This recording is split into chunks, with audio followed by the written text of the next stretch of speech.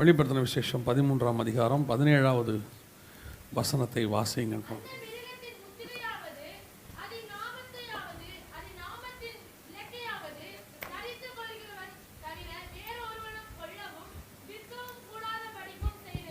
கண்களை மூடுவோம். நல்ல தகப்பனே, எங்கள் சர்வ வல்லமை உள்ள ஆண்டவரே, இந்த மாலை வேளைக்காக உமக்கு நன்றி அப்பா. 3 நாட்களும் நாங்கள் உமக்கென்று நியமித்து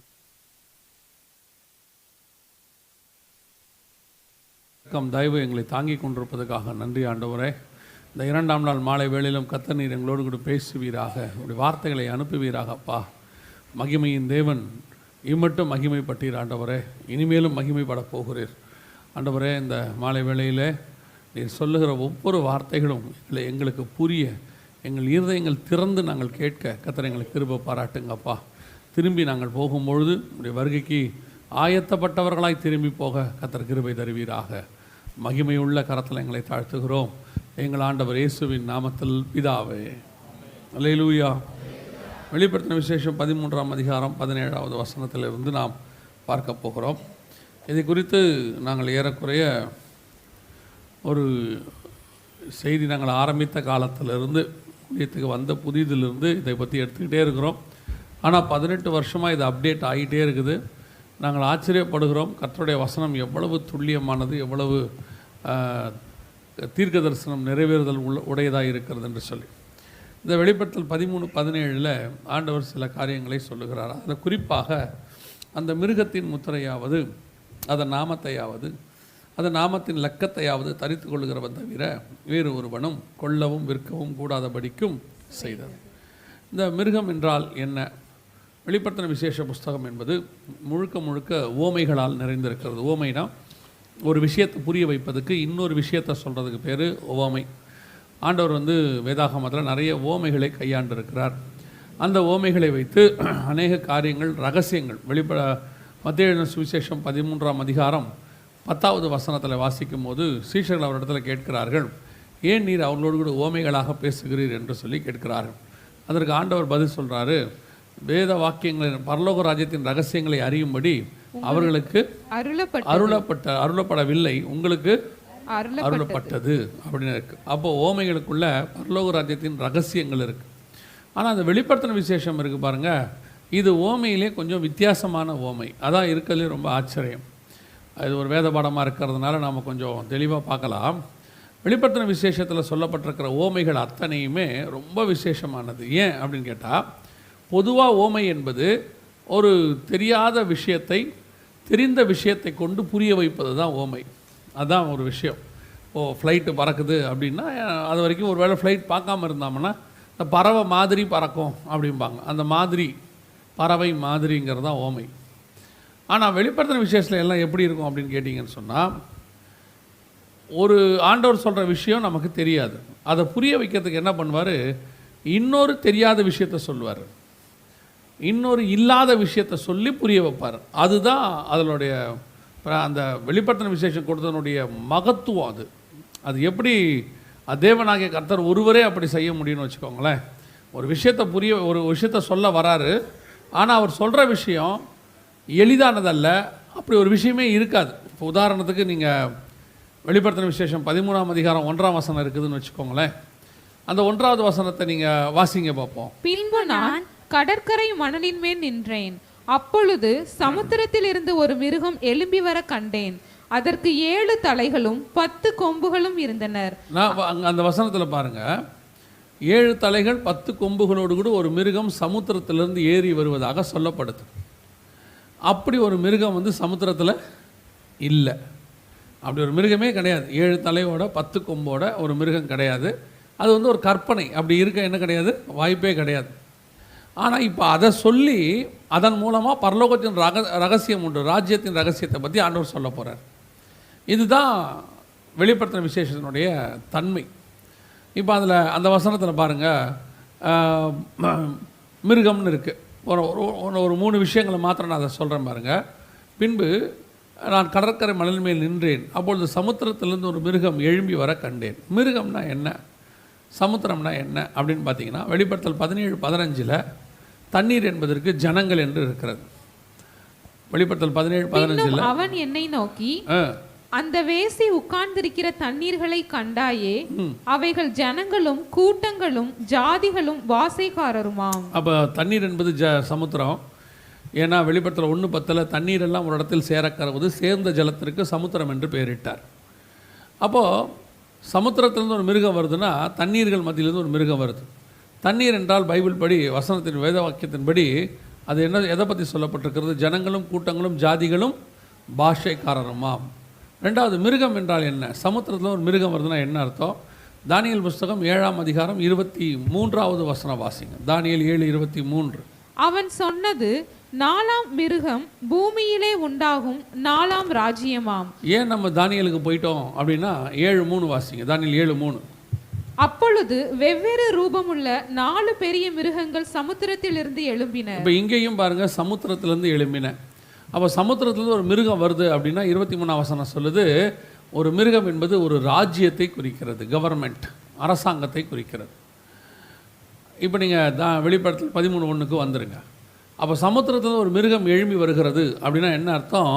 ஜனங்கள் மத்தியிலிருந்து ஒரு ராஜ்யம் எழும்பி வருகிறது அப்படின்னு அர்த்தம். அதற்கு 7 தலைகள் இருந்தன. 7 தலைகள்னால் எதை குறிக்குது? வெளிப்படுத்தல் 17:9. ஞானமுள்ள மனம் இதிலே விளங்கும். அந்த 7 தலைகளும் அந்த ஸ்திரீ உட்கார்ந்திருக்கிற 7 மலைகளாம். 7 தலைகள் என்பது எதை குறிக்குது? 7 மலைகள் என்பதை குறிக்கும். 7 மலை என்பது எதை குறிக்கிறது? 17ஆம் அதிகாரம் 18ஆம் வசனத்தில் ஸ்திரீ உட்கார்ந்திருக்கிற 7 மலைன்னு சொன்னோம் இல்லையா? இந்த ஸ்திரீ என்பது ஒரு நகரம்னு அங்கே இருக்கு. நீ கண்ட ஸ்திரீயானவள் பூமியின் ராஜாக்கள் மேல் ராஜ்யபாரம் பண்ணுகிற மகா நகரமே. அப்போ ஒரு நகரத்துக்கு மேலே ஒரு 7 மலை உள்ள நகரம் இருக்கிறது. அதான் அதோடைய அர்த்தம். 7 தலை என்பது 7 மலை, ஸ்ரீ என்பது ஒரு நகரம். ஒரு நகரம் 7 மலைக்கு மேலே இருக்குன்னு அர்த்தம். அதுதான் அந்த அரசாங்கத்துக்கு தலையாக இருக்கிறது, வரப்போகிற கவர்மெண்ட்டு. இந்த 7 தலை என்பது எதை குறிக்கிறதுனா ரோம் நகரத்தை குறிக்கிறது. இது நம்ம கிட்டத்தட்ட ஒரு 10-15 வருஷமாக எடுத்துகிட்டு இருக்கிறோம். இப்போ ரீசெண்டாக எனக்கு ஒரு சிலர் வீடியோ அனுப்பி விட்டாங்க. அதில் 7 தலை நகரம் என்பது நாஸ்ட்ரடாமஸ் அப்படின்னு ஒருத்தர் வந்து அதை விளக்கமாக இப்போ போட்டிருக்கிறாங்க. 7 தலை நகரம் என்பது கடைசி காலத்தில் ரோம் நகரத்தை குறிக்கும் அப்படின்னு. இதை நம்ம வந்து ஒரு 15 வருஷத்துக்கு முன்னாடியே சிடியாகவே போட்டுட்டோம், அப்பயே போட்டுட்டோம். அப்படின்னா என்ன அர்த்தம்னா, ஆண்டவர் நம்ம ஜனங்களுக்கு யார் சொல்வதற்கு முன்பதாகவே சொல்லி வச்சுருக்கிறார். நம்ம தான் அதை படிக்கிறதுக்கு லேட் ஆக்கிட்டோம். நாஸ்ட்ரடாமஸுங்கிறவர் 1500களில் வந்தவர், அதாவது 16ஆம் நூற்றாண்டில் இருந்ததான ஒரு ஆள். அவர் தீர்க்கதரிசி கிடையாது, அவர் வந்து யூகித்து சொல்லக்கூடியதான ஒரு குறி சொல்லுகிறவர், அப்படி வச்சுக்கலாம். ஆனால் பைபிள் வந்து கிட்டத்தட்ட அவருக்கு முன்னாடி 1500 வருஷத்துக்கு முன்னாடி இதை சொல்லிருச்சு. 1500 வருஷத்துக்கு முன்னாடி பைபிளில் சொன்னதை அவர் 1500 வருஷம் கழித்து சொல்கிறாரு. அவர் 1500 வருஷம் கழித்து சொன்னதை இவங்க 500 வருஷம் கழித்து இப்போ தான் எழுதுகிறாங்க. ஆனால் நம்முடைய ஆண்டவர் 2000 வருஷத்துக்கு முன்பதாகவே இதை சொல்லுவதற்கு வல்லமை உள்ளவராக இருந்தார். அல்லேலூயா. இப்போ ரீசெண்டாக யூடியூப்பில் நாஸ்ட்ரடாமஸ் இப்படி சொல்லியிருக்காரு, ரோம் நகரத்தில் ஒரு பாதிப்பு வரும்னு. நம்ம ரோம் நகரம் 3 பங்காக இடிஞ்சுடுனே ஆண்டவர் சொல்லி வச்சுருக்கிறார். அந்த மகா நகரம் 3 பங்காக இடியும்னே ஆண்டவர் சொல்லியிருக்கிறார். எதுக்காக உங்களுக்கு சொல்கிறேன்? இதெல்லாம் வெளிப்படுத்தின விசேஷத்தில் இருக்கிற ஓமை, அதுக்கு பின்னாடி இருக்கிற ரகசியம். இப்போ வெளிப்படுத்தல் 13:1 பாருங்கள், கடைசி காலத்தில் ஒரு மிருகம், அது ஒரு ராஜ்யம் ஜனங்கள் மத்தியிலிருந்து எழும்பி வரும், அதுக்கு ரோம் நகரம் தலைமையாக இருக்கும் அப்படின்னு சொல்லி வசனம் சொல்லுது. இது கிபி 90லேருந்து 96க்குள்ளே மத்மு தீவில் யோவானுக்கு கொடுக்கப்பட்டது. கவனிங்க. இப்போ நம்ம இன்றைக்கி என்ன பார்க்க போகிறோம்னா 17வது வசனத்தினுடைய விளக்கத்தை பார்க்க போகிறோம். 17, 16 பார்க்க போகிறோம். அங்கே என்ன சொல்லப்பட்டிருக்கு? 17ல் அந்த மிருகத்தின் முத்திரையாவது அப்படின்னு. அப்போ மிருகம்னா எதை குறிக்குது? ராஜ்யத்தை குறிக்கிறது. அப்போ அந்த ராஜ்யத்தின் முத்திரை, அந்த ராஜ்யத்தினுடைய முத்திரையாவது, அதன் நாமம், பெயரையாவது, நாமத்துக்கான இலக்கம், நம்பரையாவது. ஒரு அரசாங்கத்தின் பெயர், ஒரு அரசாங்கத்தினுடைய முத்திரை, ஒரு அரசாங்கத்தினுடையதான பெயருக்கு வரக்கூடியதான நம்பர், இவைகளை தரித்து கொண்டால்தான் எதையும் வாங்கவும் முடியும், விற்கவும் முடியும் என்று வேதம் சொல்லுறது. கிட்டத்தட்ட 1900 வருஷத்துக்கு முன்னாடி இந்த தீர்க்க தரிசனமானது இப்போ நம்முடைய காலத்தில் இந்த 20 வருஷத்தில் மிக துல்லியமாய் நிறைவேறி கொண்டே இருக்கிறது. எப்படி நிறைவேறிட்டு இருக்குது அப்படின்னு சொல்லி பார்த்தீங்கன்னு சொன்னால், இப்போ உலகளாவிய இப்படி ஒரு காரியம் கொடுக்கப்படுது, ஒரு அட்டை கொடுக்கப்படுது. அதுக்கு பேர், இந்த அட்டைக்கு பேர் வந்து ஒவ்வொரு ஊர்லேயும் ஒவ்வொரு பேர் உண்டு. ஆனால் பொதுவாக காமனாக உலகளாவிய சொல்லக்கூடியது இதுக்கு பேர் என்னன்னு கேட்டிங்கன்னா எம்என்ஐசின்ற பேர். எம்என்ஐசின்னா multi purpose national ID card. தமிழில் பல்நோக்கு அடையாள அட்டை, எல்லாவற்றுக்கும் உபயோகப்படக்கூடிய ஒரு அட்டைன்னு அர்த்தம். இதை எல்லா நாட்டிலையும் கொடுக்குறாங்க, இந்தியா உட்பட. இது பார்த்திங்கன்னு சொன்னால் எல்லா நாடுகளையும் இப்படி ஒரு அட்டை உண்டு, அத்தனை நாடுகள்லையும் உண்டு, கொடுத்து முடிச்சாச்சு. இதெல்லாம் இப்போது நடக்க போகிற விஷயமோ நடக்கிற விஷயமோ இல்லை, நடந்து முடிஞ்ச விஷயம். இப்போ நம்ம ஃபஸ்ட்டு பார்க்குறது எல்லாமே இனி போக போக நடக்கிறதையும் அதுக்கப்புறம் நடக்க போகிறதையும் நம்ம பார்ப்போம். இப்போது இது ஒரு அட்டை உலகளாவிய எல்லா நாடுகளிலும் கொடுக்கப்பட்டாக்கி விட்டது. நம்ம ஏன் இந்த அட்டையை முதல்ல பார்க்குறோம் அப்படின்னு கேட்டிங்கன்னா, அந்த வெளிப்படுத்தல் 13-17 சொன்னது இதில் அப்படியே 100% நிறைவேறியிருக்கும். ஒவ்வொரு அட்டையிலையும் பாருங்கள் ஒரு மிருகத்தின் முத்திரை இருக்கும். மேலே உள்ளது அமெரிக்கா அட்டை, அதில் பார்த்தீங்கன்னு சொன்னால் ஒரு கழுகுடைய சிம்பல் இருக்கும். கீழே உள்ளது ஐரோப்பாவுடைய அட்டை, அதில் பார்த்தா ஒரு சிங்கம் இருக்கும். அதற்கு பிறகு உள்ளது பஹ்ரைன் அட்டை, அதில் பார்த்தீங்கன்னா அதனுடைய பஹ்ரைனில் பஹ்ரைனுடைய அட்டை, அதில் பார்த்தீங்கன்னா சில ரெக்கைகள் இருக்கும். அடுத்து நீங்கள் பார்த்தீங்கன்னு சொன்னால் ஸ்ரீலங்காவுடைய அட்டை, வாலேந்திய சிங்கம் அதில் இருக்கும். மலேசியாவில் பார்த்தீங்கன்னா 2 புலி இருக்கும். இப்படி எல்லாம் போனாலும் ஒரு மிருகத்தின், இது இந்தியாவில் கொடுக்குற அட்டை. இதில் நீங்கள் பார்த்தீங்கன்னு சொன்னால் 4 முக சிங்கம் இருக்கும். எல்லாத்துலேயும் ஒரு மிருகத்தின் முத்திரை இருக்கும். ஒரு சில நாடுகளில் இல்லாமல் இருக்கும் வாய்ப்பு இருக்குது. ஆனால் பைபிள் படி மிருகம் என்பது அரசாங்கத்தை குறிக்கிறது. அதுக்கும் ஆண்டவர் ஒரு காரணம் வச்சிருக்கிறார். ஏன் அரசாங்கத்தை மிருகமாக ஆண்டவர் சொல்கிறாரு பைபிளில்?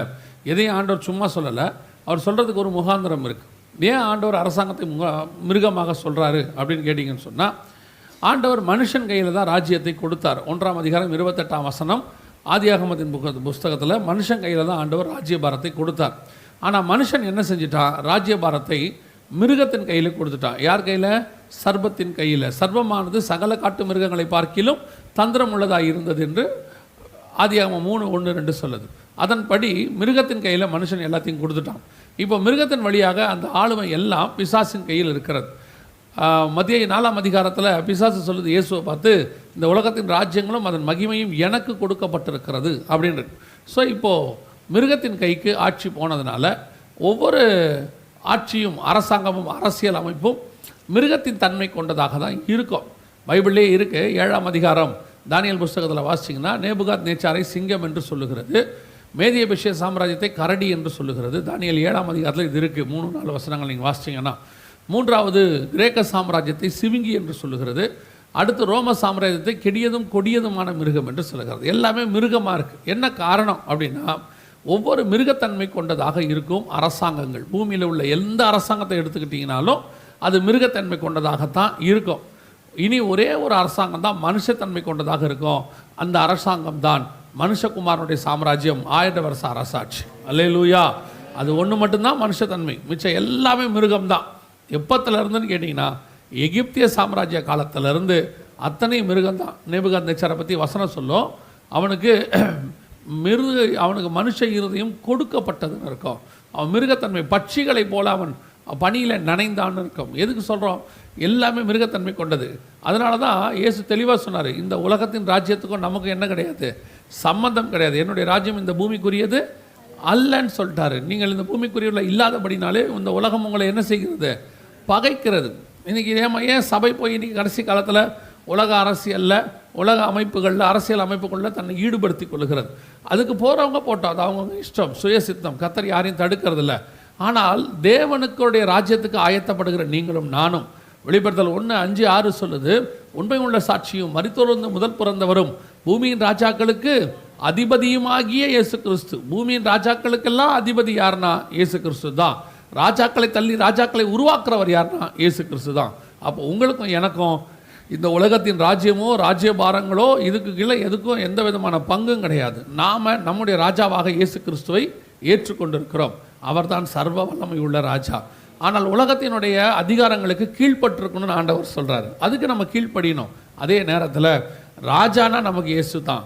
நீங்கள் உலகத்தினுடைய அரசியல் அமைப்புகளில் போய் உங்களை என்ன செய்யாதீங்க, கூடுமான வரைக்கும் ஈடுபடுத்தி கொள்ளாதீங்க. அது நமக்கு தேவையில்லை. நம்முடைய அரசாட்சி ஒன்று வரப்போகிறது. அது நித்திய அரசாட்சி, 1000 வருஷ அரசாட்சி. அதற்கு பிறகு அது நித்திய அரசாட்சி. நம்முடைய ராஜ்யம் பூமிக்குரியது அல்ல, நம்முடைய ராஜ்யம் பரலோகத்துக்குரியது. அல்லேலூயா. அதுதான் ஆண்டவர் சொல்கிறார். அப்போ இந்த மிருகத்தன்மை கொண்ட அரசாங்கங்கள் தான் இருக்கும். அதில் வரக்கூடிய கடைசி மிருகம் தான் அந்தி கிறிஸ்து. அதனால தான் அவனுடைய ஆட்சியை பற்றி அந்த மிருகம் சமுத்திரத்திலிருந்து எழும்பி வந்ததுன்னு பார்த்தோம். அவனோட அரசாட்சி தான் இருக்கிறதுலே மோசமான மிருகத்தன்மை கொண்டதாக இருக்கும். அந்த அரசாங்கத்தினுடைய முத்திரை, நாமம், இலக்கம் 3 காரியங்கள் வரும். இது வரத்துக்கு முன்னாடி இப்போ எல்லா நாடுகளையும் இது வர தொடங்கிருச்சு. இப்போ எல்லா நாடுகளையும் ஒரு மிருகத்தின் முத்திரை, அரசாங்கத்தின் முத்திரை, ஒரு பெயர், ஒரு இலக்கம் எல்லாவற்றோடு கூட என்ன செய்கிறாங்கன்னா இப்படி ஒரு ஐடி கார்டு கொடுக்குறாங்க. இது வெளிப்படுத்தல் 13:17 தீர்க்க தரிசன நிறைவேறுதல். இதில் 3 முக்கியமான காரியத்தை வசனம் சொல்லுது. ஒன்று முத்திரை, மிருகத்தின் முத்திரை. 2வது பெயர், 3வது இலக்கம் அப்படின்னு இருக்குது. நல்லா கவனிச்சுக்கொள்ளுங்க. இந்த அட்டை கொடுக்கப்படுவதற்கு ஒரு முகாந்திரம் இருக்குது. ஏன் கொடுக்குறாங்க, நம்ம எல்லோரும் கொடுக்குறாங்கன்றதுக்கு ஒரு காரணம் இருக்குது. என்னன்னு கேட்டிங்கன்னா, நான் 2வது அந்த காரணத்தை சொல்கிறேன். முதலாவது என்னென்னா, இதில் உங்களுக்கு ஒரு நாமம், அதாவது ஒரு பெயர் வைக்கிறாங்க. என்ன பேர் வைக்கிறாங்க உங்களுக்கு? அவங்கெல்லாம் சேர்ந்து ஒரு பேர் வைக்கிறாங்க. இல்லையா, எங்களுக்கு தான் ஏற்கனவே பிறக்கும் போதே பேரை வச்சுட்டாங்களே. நீங்கள் வச்சுக்கிட்ட பேர் உங்களுக்கு, அந்த பேரை பற்றி அவங்களுக்கு கவலையே இல்லை. எப்போவுமே பைபிளில் நீங்கள் எடுத்துக்கோங்க, ஒரு சர்வாதிகாரி ஆட்சி தொடங்கும் போது அந்த சர்வாதிகாரி தன்னுடைய மொழியில் ஒரு பேர் வைப்பார் ஜனங்களுக்கு. நான் சொல்கிறது உங்களுக்கு புரியுதா? இப்போது எகிப்திய சாம்ராஜ்யம் இருக்குது. யோசேப்புக்கு ஒரு மிக முக்கியமான போஸ்டிங் கொடுக்குறாங்க, பிரதமர் மாதிரி போஸ்டிங், 2வது இடம். ஆனால் யோசேப்புக்கு யோசேப்பின் பேர் பைபிள் தான் சொல்லுது. ஆனால் பார்வோன் என்ன பேர் வச்சார்? சாப்நாத் பெனாயான்னு வச்சார். அடுத்து எஸ்தர். எஸ்தருங்கிறது அந்த மேதிய பெர்ஷிய பெயர். அவளுக்கு வேறொரு பேர் இருக்குது. என்ன பேர் இருக்கு? அக்சால் தானே? இல்லையா, அக்சால் தானே? அக்சால்னு வச்சாங்க. அடுத்து ஷாத்ராக், மேஷாக், ஆபேத்நேகோ. அது நேபுகாத் நேச்சார் வச்ச பெயர். அவனுடைய உண்மையான பேர் அனனியா, மிஷாவேல், அசரியா. இது அந்த ராஜாவே மாற்றிடுவார், பேரை மாற்றிடுவார். ஏன்னா அவங்களுடைய அரசாட்சி வரும்போது அவங்க என்ன பண்ணுவாங்கன்னா அந்த பெயர்களை மாற்றி விடுவார்கள் அவங்களுடையது. இது அந்த சர்வாதிகார அரசாட்சியினுடைய தன்மை. அதான் நடக்கும். அவங்களுடைய மொழி தான் எல்லா இடத்துலையும் இருக்கணும்னு நினைப்பாங்க. அது சர்வாதிகாருடைய மொழி. ஆனால் இந்த ஒரே மொழி, இந்தியா முழுக்க ஒரு மொழி, உலகம் முழுக்க ஒரு மொழி, இது எல்லாம் சாத்தியமே கிடையாது. என்ன பண்ணாலும் சாத்தியம் ஆகாது. ஏன்னா மொழிகளை பிரித்தது கர்த்தர். 11ஆம் அதிகாரம் எங்கே பிரிச்சுட்டாரு? பாபிலோனில் பிரிச்சுட்டாரு. இந்த மொழிகள் எல்லாம் ஒரே மொழியாக மாறும். எங்கன்னா 1000 வருஷ அரசாட்சியில் தான் மாறும். அது வரைக்கும் இந்த மொழியெல்லாம் இப்படியே தான் இருக்கும். அப்போனா என்ன பண்ணுவாங்கன்னா எல்லாருக்கும் அவங்கவுங்க மொழியில் பேர் வச்சு ஒரு மொழி கொண்டு வரணும்னு நினைப்பாங்க. அதை நேபுகாத் நேச்சார் செய்கிறாரு, பார்வோன் செய்கிறாரு, மேதிய பெர்ஷிய சாம்ராஜ்யத்தில் செய்கிறாங்க, எல்லாத்துலேயும் செய்வாங்க. அதே மாதிரி தான் இப்போ நல்லா கவனிங்க. அதே மாதிரி தான் இப்போ வரப்போகிற சர்வாதிகாரி தன்னுடைய மொழியில் எல்லாருக்கும் பேர் வைக்கணும். உலகத்தில் இருக்கிற எல்லாருக்கும் அவன் மொழியில் தான் பேர் இருக்கணும் அப்படின்னு சொல்லி நம்ம எல்லாருக்கும் ஒரு பேர் வச்சுருக்கிறாங்க அவங்க மொழியில். ஆனால் அவங்க மொழி என்னங்கிறதான் இப்போ நமக்கு தெரியாமல் போச்சு. தெரியாததுனால அந்த மொழியை நம்ம எல்லாருமே என்ன பண்ணிட்டோம்? அக்செப்ட் பண்ணிட்டோம். தெரிஞ்சு இந்தி எதிர்ப்பு வந்தால், இந்தி வந்தால் நம்ம எதிர்த்துருவோம், தெரிஞ்சு வந்தால் எதிர்த்துருவோம். ஆனால் தெரியாமல் வந்துருச்சு. எப்படி வந்துச்சு? இப்போ உங்கள் பேர் எல்லாத்தையும் மாற்றிட்டாங்க. எப்படி மாற்றிட்டாங்க அப்படின்னா நம்பருக்கு மாற்றிட்டாங்க. இப்போ உங்கள் பேரெல்லாம் என்னவா மாறிடுச்சு? நம்பருக்கு மாறிடுச்சு. இப்போது நீங்கள் என்ன பேர் வேணால் வச்சுக்கோங்க, உங்களுக்கு என்ன பேர் வேணால் வச்சுக்கோங்க. ஆனால் அரசாங்கத்தை பொறுத்த வரைக்கும் நீங்கள் நானும் இனி நம்பர் தான். இப்போ நீங்கள் எங்கே வேணால் ஃபோன் பண்ணுங்கள், இ-சேவை மையத்துக்கோ போங்க, அல்லது நீங்கள் ஃபோனுக்கு கால் சென்டருக்கு ஃபோன் பண்ணுங்கள், எங்கே வேணால் போங்க. முதல்ல உங்களை என்ன கேட்குறாங்க? நம்பர் கேட்குறாங்க. நம்பர் கேட்டுட்டு தான் உங்களுடைய மற்ற டீட்டெயில்ஸை என்ன செய்கிறாங்க? அவங்க வெரிஃபை பண்ணுறாங்க. நம்பர் சொன்ன உடனே சார் உங்கள் பேர் இதுவான்னு கேட்குறாங்க, உங்கள் டேட் ஆஃப் பர்த் சொல்லுங்கள், எல்லாம் அதுக்கப்புறம் வெரிஃபை. ஃபஸ்ட்டு அவங்க கேட்குறது இது தான் கேட்குறாங்க, நம்பர். இப்போ நம்மளை நம்பருக்கு மாற்றிட்டாங்க. ஏன் நம்பருக்கு மாற்றினாங்க அப்படின்னு கேட்டிங்கன்னா, வரப்போகிற சர்வாதிகாரியினுடைய மொழி நம்பர், டிஜிட்டல். இப்போ உலகத்தையே கண்ட்ரோல் பண்ணக்கூடியது கம்ப்யூட்டர். இப்போ நம்ம மொழின்னு சொன்னால் தாய்மொழின்னு சொல்லுவோம். இப்போ உலகத்தையே கண்ட்ரோல் பண்ணக்கூடியது கம்ப்யூட்டர். இந்த கம்ப்யூட்டரில் மதர் போர்டுன்னு ஒன்று இருக்குது. நமக்கு தாய்மொழி மாதிரி அதுக்கு ஒரு தாய் போர்டு இருக்குது. அந்த தாய் போர்டுடைய மொழி என்ன தெரியுமா? கம்ப்யூட்டர் மொழி அப்படின்னு சொல்லுவாங்க. வேறு ஒன்றும் இல்லை, அதுக்கு பேர் பைனரின்னு பேர். பைனரினா நம்பர், 2 நம்பர் இருக்கும், 0 1. இதுதான் கம்ப்யூட்டருடைய நம்பர். நீங்கள் கம்ப்யூட்டரில் என்ன வேணாலும் நீங்கள் லோட் பண்ணுங்கள், ஃபீட் பண்ணுங்கள், என்ன வேணால் செய்யுங்க, அது நம்பரில் தான் எடுத்துக்கும். இப்போ எப்படி நம்ம இங்கிலீஷ் பைபிள்னு வச்சுக்கோங்களேன், நீங்கள் இந்த தமிழ் பைபிள் மொத்தத்தையும் இங்கிலீஷில் எழுதினாலும் 26 எழுத்துக்குள்ளே தான் அது என்ன செய்யும்? எழுதும். நீங்கள் எல்லாத்தையும் இப்போ ஹீப்ரூவில் எழுதணுன்னா 22 எழுத்தில் தான் அது எழுதும். தாண்டி எழுதுறதுக்கு எழுத்தே இல்லை. ஆனால் 22 எழுத்தில் மொத்த பைபிளையும் எழுதிடலாம். அந்த மாதிரி கம்ப்யூட்டர் 2 எழுத்தில் எழுதுது. இப்போ நம்ம ஆர்ஓன்னா AA போடுறோம்ல, அந்த மாதிரி கம்ப்யூட்டர் தனக்கு தானே போட்டுக்கோம். 0, 0.5, 0.1 இப்படிலாம் அது கம்ப்யூட்டர் போட்டுக்கோம். அது அதோடைய வேலை. 011, 100 அப்படி போட்டுக்கோம். ஆனால் 2 தான் அதுக்கு, வேறு எதுவுமே கிடையாது. 2 தான் கம்ப்யூட்டர். இப்போ அந்த டிஜிட்டல்னு சொல்கிறோம், அந்த மொழியில் தான் உங்களுக்கும் எனக்கும் பேர் வச்சுட்டாங்க. இப்போ உங்கள்கிட்ட ஆதார் அட்டை இருக்குது இல்லையா? இப்போ நம்ம ஊரில் அதுக்கு பேர் ஆதார்னு பேர், ஒவ்வொரு ஊரில் அதுக்கு ஒரு பேர் இருக்குது. கனடாவில் வந்து சின் கார்டுன்னு பேர், சோஷியல் இன்சூரன்ஸ் நம்பரு.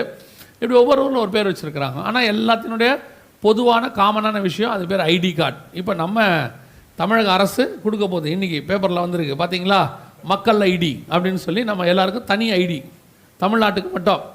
ஆக்சுவலாக இது இப்போ நான் சொன்னால் எப்படி இருக்குன்னு தெரியாது. ஒரு சில ஒரு வருஷத்துக்கு முன்னாடி ஒரு சில காரியங்களை கர்த்தர் உணர்த்தினார். அப்படி உணர்த்த போது தமிழ்நாட்டுக்கு இப்படி ஒன்று வரும்னு ஒன்று நான் நினச்சேன், இப்படி ஒன்று வருமோ அப்படின்னு எதிர்பார்த்தேன். என்ன காரணம்னா, பிற மாநிலத்தவர்கள் எங்கே வந்துட்டாங்க, இப்போ தமிழ்நாட்டுக்குள்ளே அதிகமாயிட்டாங்க. இவங்களை கண்ட்ரோல் பண்ணுறதுக்கு ஏதோ ஒன்று அரசாங்கம் கண்டிப்பாக என்ன செய்யும்னு எதிர்பார்த்தோம். அந்த எதிர்பார்ப்பினுடைய விளைவு தான் இப்போ என்ன வந்திருக்குது, மக்கள் ஐடி. இது வந்து பார்த்தீங்கன்னு சொன்னால் உங்களை டிஃப்ரென்ஷியேட் பண்ணி கொடுத்துருவாங்க. யாரெல்லாம் வெளியில் உள்ளவங்க, 3 தலைமுறைக்கு முன்னாடி உள்ளவங்களுக்கு மட்டும்தான் என்ன கொடுப்பாங்க, ஐடி. இந்த மாதிரி தான் வர வாய்ப்பு இருக்குது, எனக்கு தெரில. நான் யோசித்தது இது, இப்போ அது நடக்குது, இப்போ வந்திருக்குது. ஸோ இந்த மாதிரி ஐடி கொடுப்பாங்க, எல்லா இடத்துலையும் கொடுப்பாங்க. ஸோ நம்ம எல்லாரையும் உலகளாவிய ஒரு ஐடிக்குள்ளே கொண்டாந்தாச்சு, நம்பருக்குள்ளே கொண்டாந்தாச்சு. இப்போ அந்த நம்பர் உங்களுக்கு கொடுக்க தொடங்கியாச்சு. இப்போ நீங்கள் இ சேவை மையத்துக்கு போகிறீங்க, போன உடனே உங்களுடைய இ சேவை மையத்தில் உங்களுடைய ஆதார் அட்டையில் எல்லாத்தையும் மாற்றலாம். அத்தனையும் என்ன செஞ்சிடலாம், மாற்றலாம். உங்களுடைய பேரை மாற்றலாம், உங்களுடைய அட்ரஸ் மாற்றலாம், ஃபோட்டோ மாற்றலாம். இப்போ கூட ஃபோட்டோ மாற்றுறதுக்கு ஒரு சான்ஸ் கொடுத்துருக்குறாங்க. ஃபோட்டோ மாற்றலாம், ஃபோன் நம்பர் கூட மாற்றிடலாம், எல்லாம் மாற்றிடலாம். நீங்கள் ஒன்று மட்டும் போய் கேட்டு பாருங்கள், எனக்கு இந்த ஆதார் நம்பரில் நீங்கள் இப்போ கொடுத்துருக்குற நம்பர் இருக்குதே, இது எனக்கு கூட்டி பார்த்தா 4 வருது, எங்களுடைய வீட்டு தொகை 5 தான், 4 ஒத்து வராது, 5 வரா மாதிரி ஒரு நம்பர் கொடுங்கன்னா கொடுப்பாங்களா? இப்போ நம்ம ஊரில் இந்த ராசி பலன்லாம் ரொம்ப ஜாஸ்தி இல்லையா? வண்டி வாங்கும் போதே அந்த அந்த நம்பர்லாம் இருக்குது, அதுக்கு 8ஆம் நம்பர் கொடுக்க மாட்டாங்க இல்லை, கிடையாதுன்னு வாங்க மாட்டாங்கல்ல, வாங்க மாட்டாங்க, இவங்க கொடுக்கவும் மாட்டாங்க. ஏன் அப்படின்னு கேட்டால் 8ஆம் நம்பர் நமக்கு என்ன ஆகாது. ஆனால் அவங்களுக்கு ஏன் 8ஆம் நம்பர் ஆகாதுன்னு இன்ன வரைக்கும் தெரியாது. ஏன் 8ஆம் நம்பர் நல்லா இல்லை, ஏன் வாங்க மாட்டாங்க நிறைய பேருக்கு தெரியாது. பைபிளில் அந்திகிறிஸ்துவோடைய நம்பர் 8. இவங்க பைபிளை ஃபாலோ பண்ணுறாங்களோ இல்லையோ, பைபிளில் அந்திகிறிஸ்துவோடைய நம்பர் 8 அப்படின்னு இருக்குது. அதனால தான் வாங்காமல் இருக்காங்களான்னு தெரியாது. ஆனால் உங்களுக்கும் எனக்கும் எல்லா நம்பரும் நல்ல நம்பர் தான். புரியுதா? நீங்களும் 8ஆம் நம்பர் வேணான்னு சொல்லிட போறியா? அது அந்திகிறிஸ்து நம்பராக இருக்கிறதாமே சொல்கிறாங்களே அப்படின்லாம் சொல்லாதீங்க. நமக்கு எல்லா நம்பரும் நல்ல நம்பர், எல்லா நாளும் நல்ல நாள், எல்லா நேரமும் நல்ல நேரம். புரியுதா? நமக்கு இந்த சிலர்லாம் சொல்லுவாங்க, பால் காய்ச்சறதுக்கு எது சார் நல்ல நேரம்பா, பால் காய்கிறது எந்த நேரமோ அந்த நேரம் தான் நல்ல நேரம், அவ்வளோதான். பால் காய்ச்சற நேரம் அவ்வளோதான். சிலர்லாம் காலங்காத்தால 4:30 மணிக்கு எழுப்பி பால் காய்ச்சறான். ஒரு 6:30க்கு எழுப்பினா காஃபி குடிக்கிறதுக்கு வசதியாக இருக்கும். 4:30க்கு தூக்கத்தோடு போய் எப்படி குடிக்கிறது பாருங்கள். கேட்டால் 4:30, 5:30 தான் பால் காய்ச்சறதுக்கு நல்ல நேரம். 5:30 மணிக்கு மேலே காய்ச்சினா பால் காயாதா இல்லையா? முதல்ல பால் காய்ச்சறதே வேஸ்ட்டு. இப்போ எதுக்கு பால் காய்ச்சறீங்க? அது ஒரு நல்ல சைன். பால் பொங்கி வரா மாதிரி என்ன வருதாமா, நம்மளுடைய குடும்பம் என்ன செய்யுமா, பொங்கி வரும். அப்போ பொங்கி வந்த பாலில் டீ போடலாமா? அப்போ உங்கள் பொங்குற வாழ்க்கையில் டீ தூளை போட்டு அணைக்கிற மாதிரி ஆகாது. எல்லாம் ஒரு மூட நம்பிக்கை தான். நான் தான் சொல்லுவேன், நீங்கள் வீட்டில் பால் காய்ச்சிங்க, டீ காய்ச்சிங்க, காஃபி காய்ச்சிங்க, எதை வேணாலும் காய்ச்சிங்க புது வீட்டில், தப்பே கிடையாது. சாராயம் மட்டும்தான் காய்ச்சக்கூடாது. புரியுதா? எதை வேணாலும் காய்ச்சிங்க. நமக்கு இந்த மூட நம்பிக்கை எதுவுமே கிடையாது. நமக்கு எல்லா நாளும் நல்ல நாள் தான். இந்த நம்பர்லாம் சொல்கிறாங்க 8ஆம் நம்பர் மோசமான நம்பர். நான் சொல்லுவேன் 8ஆம் நம்பர் நல்ல நம்பர், இருக்கிறதுலே நல்ல நம்பர் 8ஆம் நம்பர் தான். ஏன் அப்படின்னு கேட்டிங்கன்னா, என்னை பொறுத்த வரைக்கும் சொல்லுவேன், நான் வந்து 4 வயசுலேருந்து கல்யாணம் ஆகிற வரைக்கும் ஒரு 8ஆம் நம்பர் வீட்டில் தான் இருந்தேன். அந்த நம்பர் வீட்டு நம்பரே 8 தான். அங்கே தான் படித்தேன், அங்கே தான் வளர்ந்தேன், அங்கே தான் வண்டிலாம் வாங்கினோம். நாங்கள் நல்லா சந்தோஷமாக இருந்தோம் 8ஆம் நம்பருக்குள்ளே. அது 8ஆம் நம்பரை விட்டு வந்த பிறகு தான் பிரச்சனை கொஞ்சம் வந்துச்சு. 8 நல்ல நம்பர் தான். யார் சொன்னா? அதே மாதிரி எப்போவுமே ஏதாவது ரிஜிஸ்ட்ரேஷன் பண்ணுறதா இருந்தால் செவ்வாய்க்கிழமை பண்ணிடணும். ஒரு பையனும் இருக்க மாட்டோம் ரிஜிஸ்ட்ரேஷன் ஆஃபீஸில், காலியாக இருக்கும். நேராக போனோம்னா நம்ம ஒரு ஆள் தான் இருப்போம், ரிஜிஸ்டர் பண்ணிட்டு வந்துடலாம். நீங்கள் பொன் கிடைச்சாலும் புதன் கிடைக்காதுன்னு சொல்லுவான். இப்போ வந்து புதன் கிடைக்கிது, பொண்ணு தான் கிடைக்க மாட்டேங்குது. புரியுதா? ஸோ நமக்கு இந்த மூட நம்பிக்கை எதுவுமே கிடையாது. அப்புறம் கிறிஸ்தவங்களே அப்படி இருக்காங்க. அவன் வேறு சொல்கிறான், பாஸ்டர்மா நீங்கள் தான் வந்து பால் காய்ச்சணும் வீட்டில்ன்றான். அவன் எதுக்கு அப்படி சொல்கிறான் சொல்லுங்கள்? அவன் ஏன் அப்படி சொல்கிறான்? பாஸ்டர்மா மேலே ரொம்ப அன்பாக இருக்கான்னு அர்த்தமா? அப்படிலாம் கிடையாது. அவன் பால் பாஸ்டர்மா காய்ச்சிட்டு வந்துடுவாங்க. முதல்ல இந்த பாஸ்டர்மாக்களை எங்கேயும் கூப்பிட வேற மாட்டாங்க. எல்லா பாஸ்டர்ஸ் மீட்டிங்கும் பாஸ்டருங்களே என்ன செஞ்சுருவாங்க, போயிட்டு வந்துடுவாங்க. இவங்களை எங்கேயுமே கூப்பிட மாட்டாங்க. பாஸ்டருங்களாம் வேறு முக்கால்வாசி பாஸ்டருங்க எங்கேயும் யாரையும் கூப்பிட்டு போகிறதே இல்லை. இந்த பாஸ்டர்மாக்கள்லாம் பாவம் சர்ச்சையும் வீட்டையும் பார்த்துக்கிட்டு வீட்லேயே தான் இருப்பாங்க. அவங்க திடீர்னு ஒருத்த வந்து எங்கள் வீட்டில் நீங்கள் பால் காய்ச்சணும், நீங்கள் தான் காய்ச்சணுன்னு அந்த பாஸ்டர்மாவுக்கு ஒரே சந்தோஷமாயிரும். ஐயோ நம்ம மேலே அன்பு வச்சு கூப்பிட்றானே. அந்த மாதிரி 3:30 மணிக்கெலாம் ஏஞ்சி குளித்து ரெடி ஆகி 4:30 5 மணிக்கெலாம் பால் காய்ச்ச போயிடுவாங்க. அவன் ஏன் கூப்பிட்றான் தெரியுமா? நாளைக்கு என்ன பிரச்சனை வீட்டில் வந்தாலும் இந்த பாஸ்டர்மா தான் பால் காய்ச்சிச்சு, என் குடும்பமே நாசமாக போச்சு அப்படின்னு சொல்கிறதுக்கு தான் ஆள் தேடுறான். அதனால் நான் எப்போவுமே கடை திறக்க கூப்பிட்டாங்கன்னா ஜோம் பண்ணிட்டு கூட இருக்கிறவர் திறக்க சொல்லிடுவேன், இந்த நீங்கள் திறங்க அப்படின்ற. அவன் நம்ம மேலே பழி போகிறதுக்கு அவன் காத்திருக்கிறான்.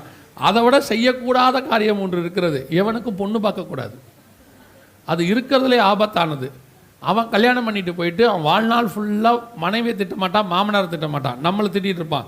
என்ன ஒருத்தன் உனக்கு பார்த்து வச்சாம்பாரு, அவன் எங்கே கிடச்சாலும் அவ்வளோதான்மா, பரலோகத்துலேயும் திட்டுவான் போல் வந்து கவனிங்க. அதனால் கர்த்தர் நமக்கு கொடுத்த எல்லாமே நன்மையான ஈவு தான். அதில் எந்த இல்லை, மனுஷன் தான் மாற்றிட்டான் நம்பர் எல்லாத்தையும்.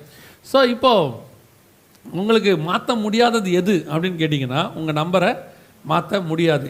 எது? ஆதார் நம்பரை. ஏன் மாற்ற முடியாதுன்னா, அது உங்களுக்கென்று பிரத்யேகமாக இந்தியாவில் உருவாக்கப்படலை. உலகளாவிய ஒரு ஜென்ரேட் நம்பர், உலகளாவிய, நாட் ஒன்லி இன் இந்தியா. இந்த நம்பர் உலகளாவிய செல்லுபடியாகும். நாங்கள் சொல்கிறதெல்லாம் போக போக நடக்கிறதை நீங்கள் காண்பீர்கள். ப்ராஃபஸி கிடையாது, இது அப்படித்தான் போகும். 2008 இதை பற்றி சொல்லிகிட்டே இருக்கிறோம். வரும் முதலேருந்து அப்படிலாம் வராதுன்னு நாங்கள் வந்துச்சு. இன்றைக்கி இந்தியாவையே கண்ட்ரோல் பண்ணுறது எதுன்னு கேட்டிங்கன்னா, உங்களை கண்ட்ரோல் பண்ண போகிற விஷயம் எதை வச்சு பிடிக்க போகிறாங்கன்னா, இந்த ஆதார் நம்பர் வச்சு தான் பிடிக்க போகிறாங்க, பிடிக்க தொடங்கிட்டாங்க. இப்போ இந்த நம்பர், இந்த நம்பர்லேயுமே இன்னொரு முக்கியமான விஷயம் இருக்குது. உங்கள் ஆதாரில் எத்தனை டிஜிட் இருக்குது? பதி உங்கள் புது ஆதாரில் வந்திருக்கா? உங்கள் ஆதாரில் எத்தனை டிஜிட்டு? 12, 14, 16, 18, 20? பாஸ்டர் சொன்ன மாதிரி நீங்கள் யாரும் கண்ணை மூடி எனக்காக நம்பர் என்ன வேணாம், கண்ணை திறந்தே என்ன பாருங்கள், சரியா? அவர் யாரையோ பார்த்துட்டார் போல் கண்ணை மூடினதை. நானும் இப்போ ஒரு ஆளை பார்த்துட்டேன், சரியா? நீங்கள் தயவு செஞ்சு எங்களுக்காக ஜோம் பண்ண வேணாம், நாங்கள் ஏற்கனவே நல்லா ஜோம் பண்ணிட்டு தான் வந்துருக்குறோம். நீங்கள் இப்போ செய்தி கேட்டால் மட்டும் போதும். நீங்கள் இந்த ஆதாரில் எத்தனை நம்பர் இருக்குது தெரியுமா? 12 இருந்துச்சா? அவ்வளோதான் இருந்துச்சு, 12 தான் இருந்துச்சு. ஆனால் 12 டிஜிட் இருக்கக்கூடாது. எவ்வளோ இருக்கணும்? 16 இருக்கணும். உங்களோட ATM card, debit card, credit card எல்லாத்துலேயும் பாருங்கள் 16 தான் இருக்கும். 16 இருந்தால் தான் வெளிப்படுத்தல் 13:18 நிறைவேறும். 18ஆம் வசனம் சொல்லுது, இதிலே ஞானம் விளங்கும், புத்தியுடையவன் கணக்கு பார்க்க கடவன், இது மனுஷனுடைய இலக்கமாக இருக்கிறது. இதனுடைய இலக்கம் 666. இந்த 666 வர்றதுக்கு நிறைய வழி இருக்குது. இப்போ www அப்படின்னாலே 666 தான். டபிள்யூனா 6 ஆல்ஃபபெட்டில் நீங்கள் போய் பார்த்தீங்கன்னா நியூமராலஜியில் ஏக்கு டபிள்யூக்கு 6 இருக்கும். WVUW இந்த மூணுத்துக்குமே பார்த்தீங்கன்னு சொன்னால் 6 தான் இருக்கும். அப்போது www 666. இந்த மாதிரி நிறைய இருக்குது, இந்த மாதிரி நிறையா இருக்குது. அதில் ஒன்று தான் நான் உங்களுக்கு சொல்கிறேன். அதில் ஒன்று என்னென்னா, உங்கள் கையில் 16 இலக்கத்தை கொடுத்துருவாங்க. கொடுத்துட்டு கம்ப்யூட்டருக்கு 2 நம்பர் உள்ளே இருக்கும், ஹிடன் நம்பர்ஸ், அது சீக்ரெட் நம்பர்ஸ். மொத்தம் பார்த்தீங்கன்னா 18 இலக்கம். இந்த 18 இலக்கத்தை தான் 3 6ஆக பிரிப்பாங்க. 3 6ஆக அது பிரிக்கப்படும். ஒவ்வொரு 6க்குள்ளேயும் ஒரு இன்ஃபர்மேஷன் இருக்கும். உதாரணமாக இப்போ நம்மக்கிட்ட இருக்க செல்ஃபோன் நம்பரில் பார்த்தீங்கன்னா பார்க்க தான் நம்பர் மாதிரி இருக்கும். 9840 அப்படின்னா ஏர்டெல்னு அர்த்தம். 944 அப்படின்னா பிஎஸ்என்எல்னு அர்த்தம். அது ஒரு இன்ஃபர்மேஷன் மாதிரி. இப்போ இந்தியாவோட தமிழ்நாடுடைய போஸ்டல் கோடு 6 தான் ஆரம்பிக்கும். 6ன்னா போஸ்டல் டிபார்ட்மெண்ட்டில் போய் எந்த மாநிலம்னு கேட்டிங்கன்னா தமிழ்நாடு அப்படின்னு சொல்லுவாங்க. ஒவ்வொரு மாநிலத்துக்கும் ஒன்று நம்பர். அந்த மாதிரி தான் உங்களுடைய ஆதார்க்குள்ளே இருக்கிற ஒவ்வொரு நம்பருக்கு பின்னாடியும் ஒரு என்ன இருக்குது, டீட்டெயில் இருக்கிறது. ஒரு குறிப்பிட்ட டீட்டெயில் அது உள்ளே இருக்கும். ஒவ்வொருக்குள்ளேயும் 3 செக்மெண்ட்டாக இருக்கும். 666 வரும். ஸோ இந்த 16 இலக்க நம்பர் உங்களுக்கு சீக்கிரத்தில் தருவாங்கன்னு சொல்லி நாங்கள் 2018 சொன்னோம். இப்போது உங்களுக்கு 16 இலக்க நம்பர் வந்துருச்சு. 2018 16 இலக்கத்தில் உங்களுக்கு மாற்று அடையாள எண் தரப்படும் அப்படின்னு சொன்னாங்க.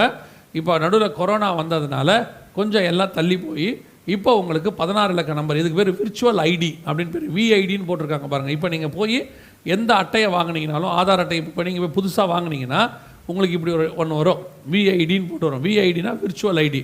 அதாவது வெளியே பார்க்கறதுக்கு 12 இலக்கம் இருக்கும், ஆனால் கம்ப்யூட்டருக்குள்ளே என்ன இருக்கும், 16 இலக்கம் இருக்கும். இதை ஒரு நாள் சரி பண்ணுவாங்க. எப்போ சரி பண்ணுவாங்கன்னா, பைபிளில் உள்ளதான 6வது முத்திரையின் காலத்தில் இதை சரி பண்ணிடுவாங்க. இப்போ இது 3வது முத்திரையின் காலத்தில் நம்ம இருக்கிறோம். இந்த காலத்தில் தான் இதை கொடுத்துக்கிட்டு இருக்கிறாங்க. 6வது முத்திரையின் காலத்தில் இதை சரி பண்ணி உலகம் முழுக்க காமனைஸ்டாக 16 இலக்கமாக மாறிடும். ஒருவேளை கர்த்தருக்கு சித்தமானால் நாளைக்கு மாலையிலே இதை பற்றி இன்னும் கொஞ்சம் டீட்டெயிலாகவே நம்ம பார்க்கலாம், 3வது முத்திரையை பற்றி, 6வது முத்திரையை பற்றி. ஸோ இப்போது 16 இலக்க நம்பர் கொடுக்க தொடங்கியாச்சு. அதாவது 666க்குள்ளே கொண்டு வர தொடங்கியாச்சு. ஒவ்வொருத்தரையும் கொண்டு வருவதற்கான வாய்ப்பு இப்போ நெருங்கிக்கிட்டே, ஒவ்வொரு இடத்துக்கும் கொண்டாந்தாச்சு. உலகளாவிய இப்போ மற்ற நாடுகள்லாம் ஏற்கனவே கொடுக்கும்போது 16 கொடுத்தாங்க. இந்தியாவிலையும் காங்கிரஸ் கவர்மெண்ட்டில் கொடுக்கும்போது 16 இலக்கமாக தான் கொடுத்தாங்க. இப்போ அதுக்கப்புறம் வரும்போது நியூ ஐடி கொடுக்குறோன்னு சொல்லி 12 மாற்றினாங்க. 12 மாற்றிட்டு மாற்றும் போதே நாங்கள் மெசேஜில் சொன்னோம், 12 சரி வராது, எப்படி தான் வரணும், 16 இலக்கமாக வந்தால் தான் அது 666க்குள்ளே வரும்னு. இப்போது 16 இலக்கம் வந்துருச்சு. 666க்குள்ளே நம்மை கொண்டு வருகிற வேலை முடிஞ்சிருச்சு. நம்மக்கிட்ட இருக்கிற அத்தனை ஐடியும் 666க்குள்ளே தான் இருக்குது. ஒரு சாரார் இந்த மாதிரி மீட்டிங்லாம் கேட்டுட்டு அவங்க வந்து சொன்னாங்க, நாங்கள் ஆதார் நம்பரே வாங்கலை, ஆதார் நம்பர் வாங்காமையே எங்களுடைய காலத்தை ஓட்டிக்கிட்டு இருக்கிறோம் அப்படின்னு சொன்னாங்க. அவங்களுடைய டெடிகேஷன் அது. ஆதார் நம்பர் வாங்குறதுலையும் தப்பு இல்லை, வாங்காமல் இருக்கிறதுலையும் தப்பு இல்லை. அது உங்களுடைய தனிப்பட்ட முறையில். ஏன் அப்படின்னு சொல்கிறேன்னா, வாங்கிறதுல ஏன் தப்பு இல்லை அப்படிங்கிறேன்னா, இப்போ நீங்கள் ஆதார் வாங்கினதுனால 666க்குள்ளே வந்துட்டீங்கன்னு அர்த்தம் இல்லை. 666 உங்கள் முன்னாடி வந்துருச்சு. இது வலது கைக்கும் நெத்திக்கும் மாறும்னு 16வது வசனம் சொல்லுது. இது வலது கைக்கும் நெத்திக்கும் இந்த நம்பரை கொண்டு வருவாங்க. அப்போ தான் நீங்கள் அதை ஏற்றுக்கொள்ள கூடாது. இப்போ ஒரு சாரர் என்ன சொல்கிறாங்க, இப்படி வந்ததே இவ்வளோ ஆபத்து, நம்ம ஏன் அந்த நம்பரை வாங்கணும், உங்கள் இஷ்டம். அப்படி நீங்கள் வாங்காமல் இருக்கும்போது சில காரியங்களை நீங்கள் செய்யக்கூடாதபடிக்கு தடை செய்யப்பட்டிருக்கோம். இப்போ நீங்கள் ஆதாரே இல்லாமல், இப்போ நம்ம அடுத்து நம்ம பார்க்க போகிறோம். இப்போ நமக்கு சொன்னபடி நான் என்னென்னு உங்களுக்கு அடுத்து சொல்கிறேன். இப்போ வேதத்தில் சொன்னபடியே துல்லியமாக 666க்குள்ளே வந்தாச்சு. இந்த நம்பர் எல்லாம் உலகளாவிய எல்லா நம்பரையும் கொண்டு வந்து ஒரு குடையின் கீழ் கொண்டு வந்துட்டாங்க. வேர்ல்டு வைட் நம்பர் வந்துச்சு 666. இப்போ இது எல்லாத்தையும் அத்தனை பேரையும் 17வது வசனத்துக்குள்ளே கொண்டு வருவாங்க. 17வது வசனத்தை வாசிங்க பார்ப்போம். அந்த மிருகத்தின் முத்திரையாவது அதன் நாமத்தையாவது அதன் நாமத்தின் இலக்கத்தையாவது தரித்துக் கொள்ளுகிறவன் தவிர வேறொருவனும் கொல்லவும் விற்கவும் கூடாதபடிக்கு செய்தது. இப்போ இதோட அர்த்தம் என்ன அப்படின்னு கேட்டீங்கன்னு சொன்னா, இப்போ இந்த நம்பர் வலது கையிலையாவது நெத்தியிலையாவது போடாமல் இதுக்கப்புறம் நீங்கள் எதையும் வாங்கவும் முடியாது, விற்கவும் முடியாது அப்படின்னு இருக்கு. அதே நேரத்தில் வசனம் சொல்லுது, ஒருவரும் தப்பி போகாத காலம் ஒன்று வருகிறது அப்படின்னு இருக்கு. இங்கே இருக்குன்னு தெரியல அந்த வசனம்.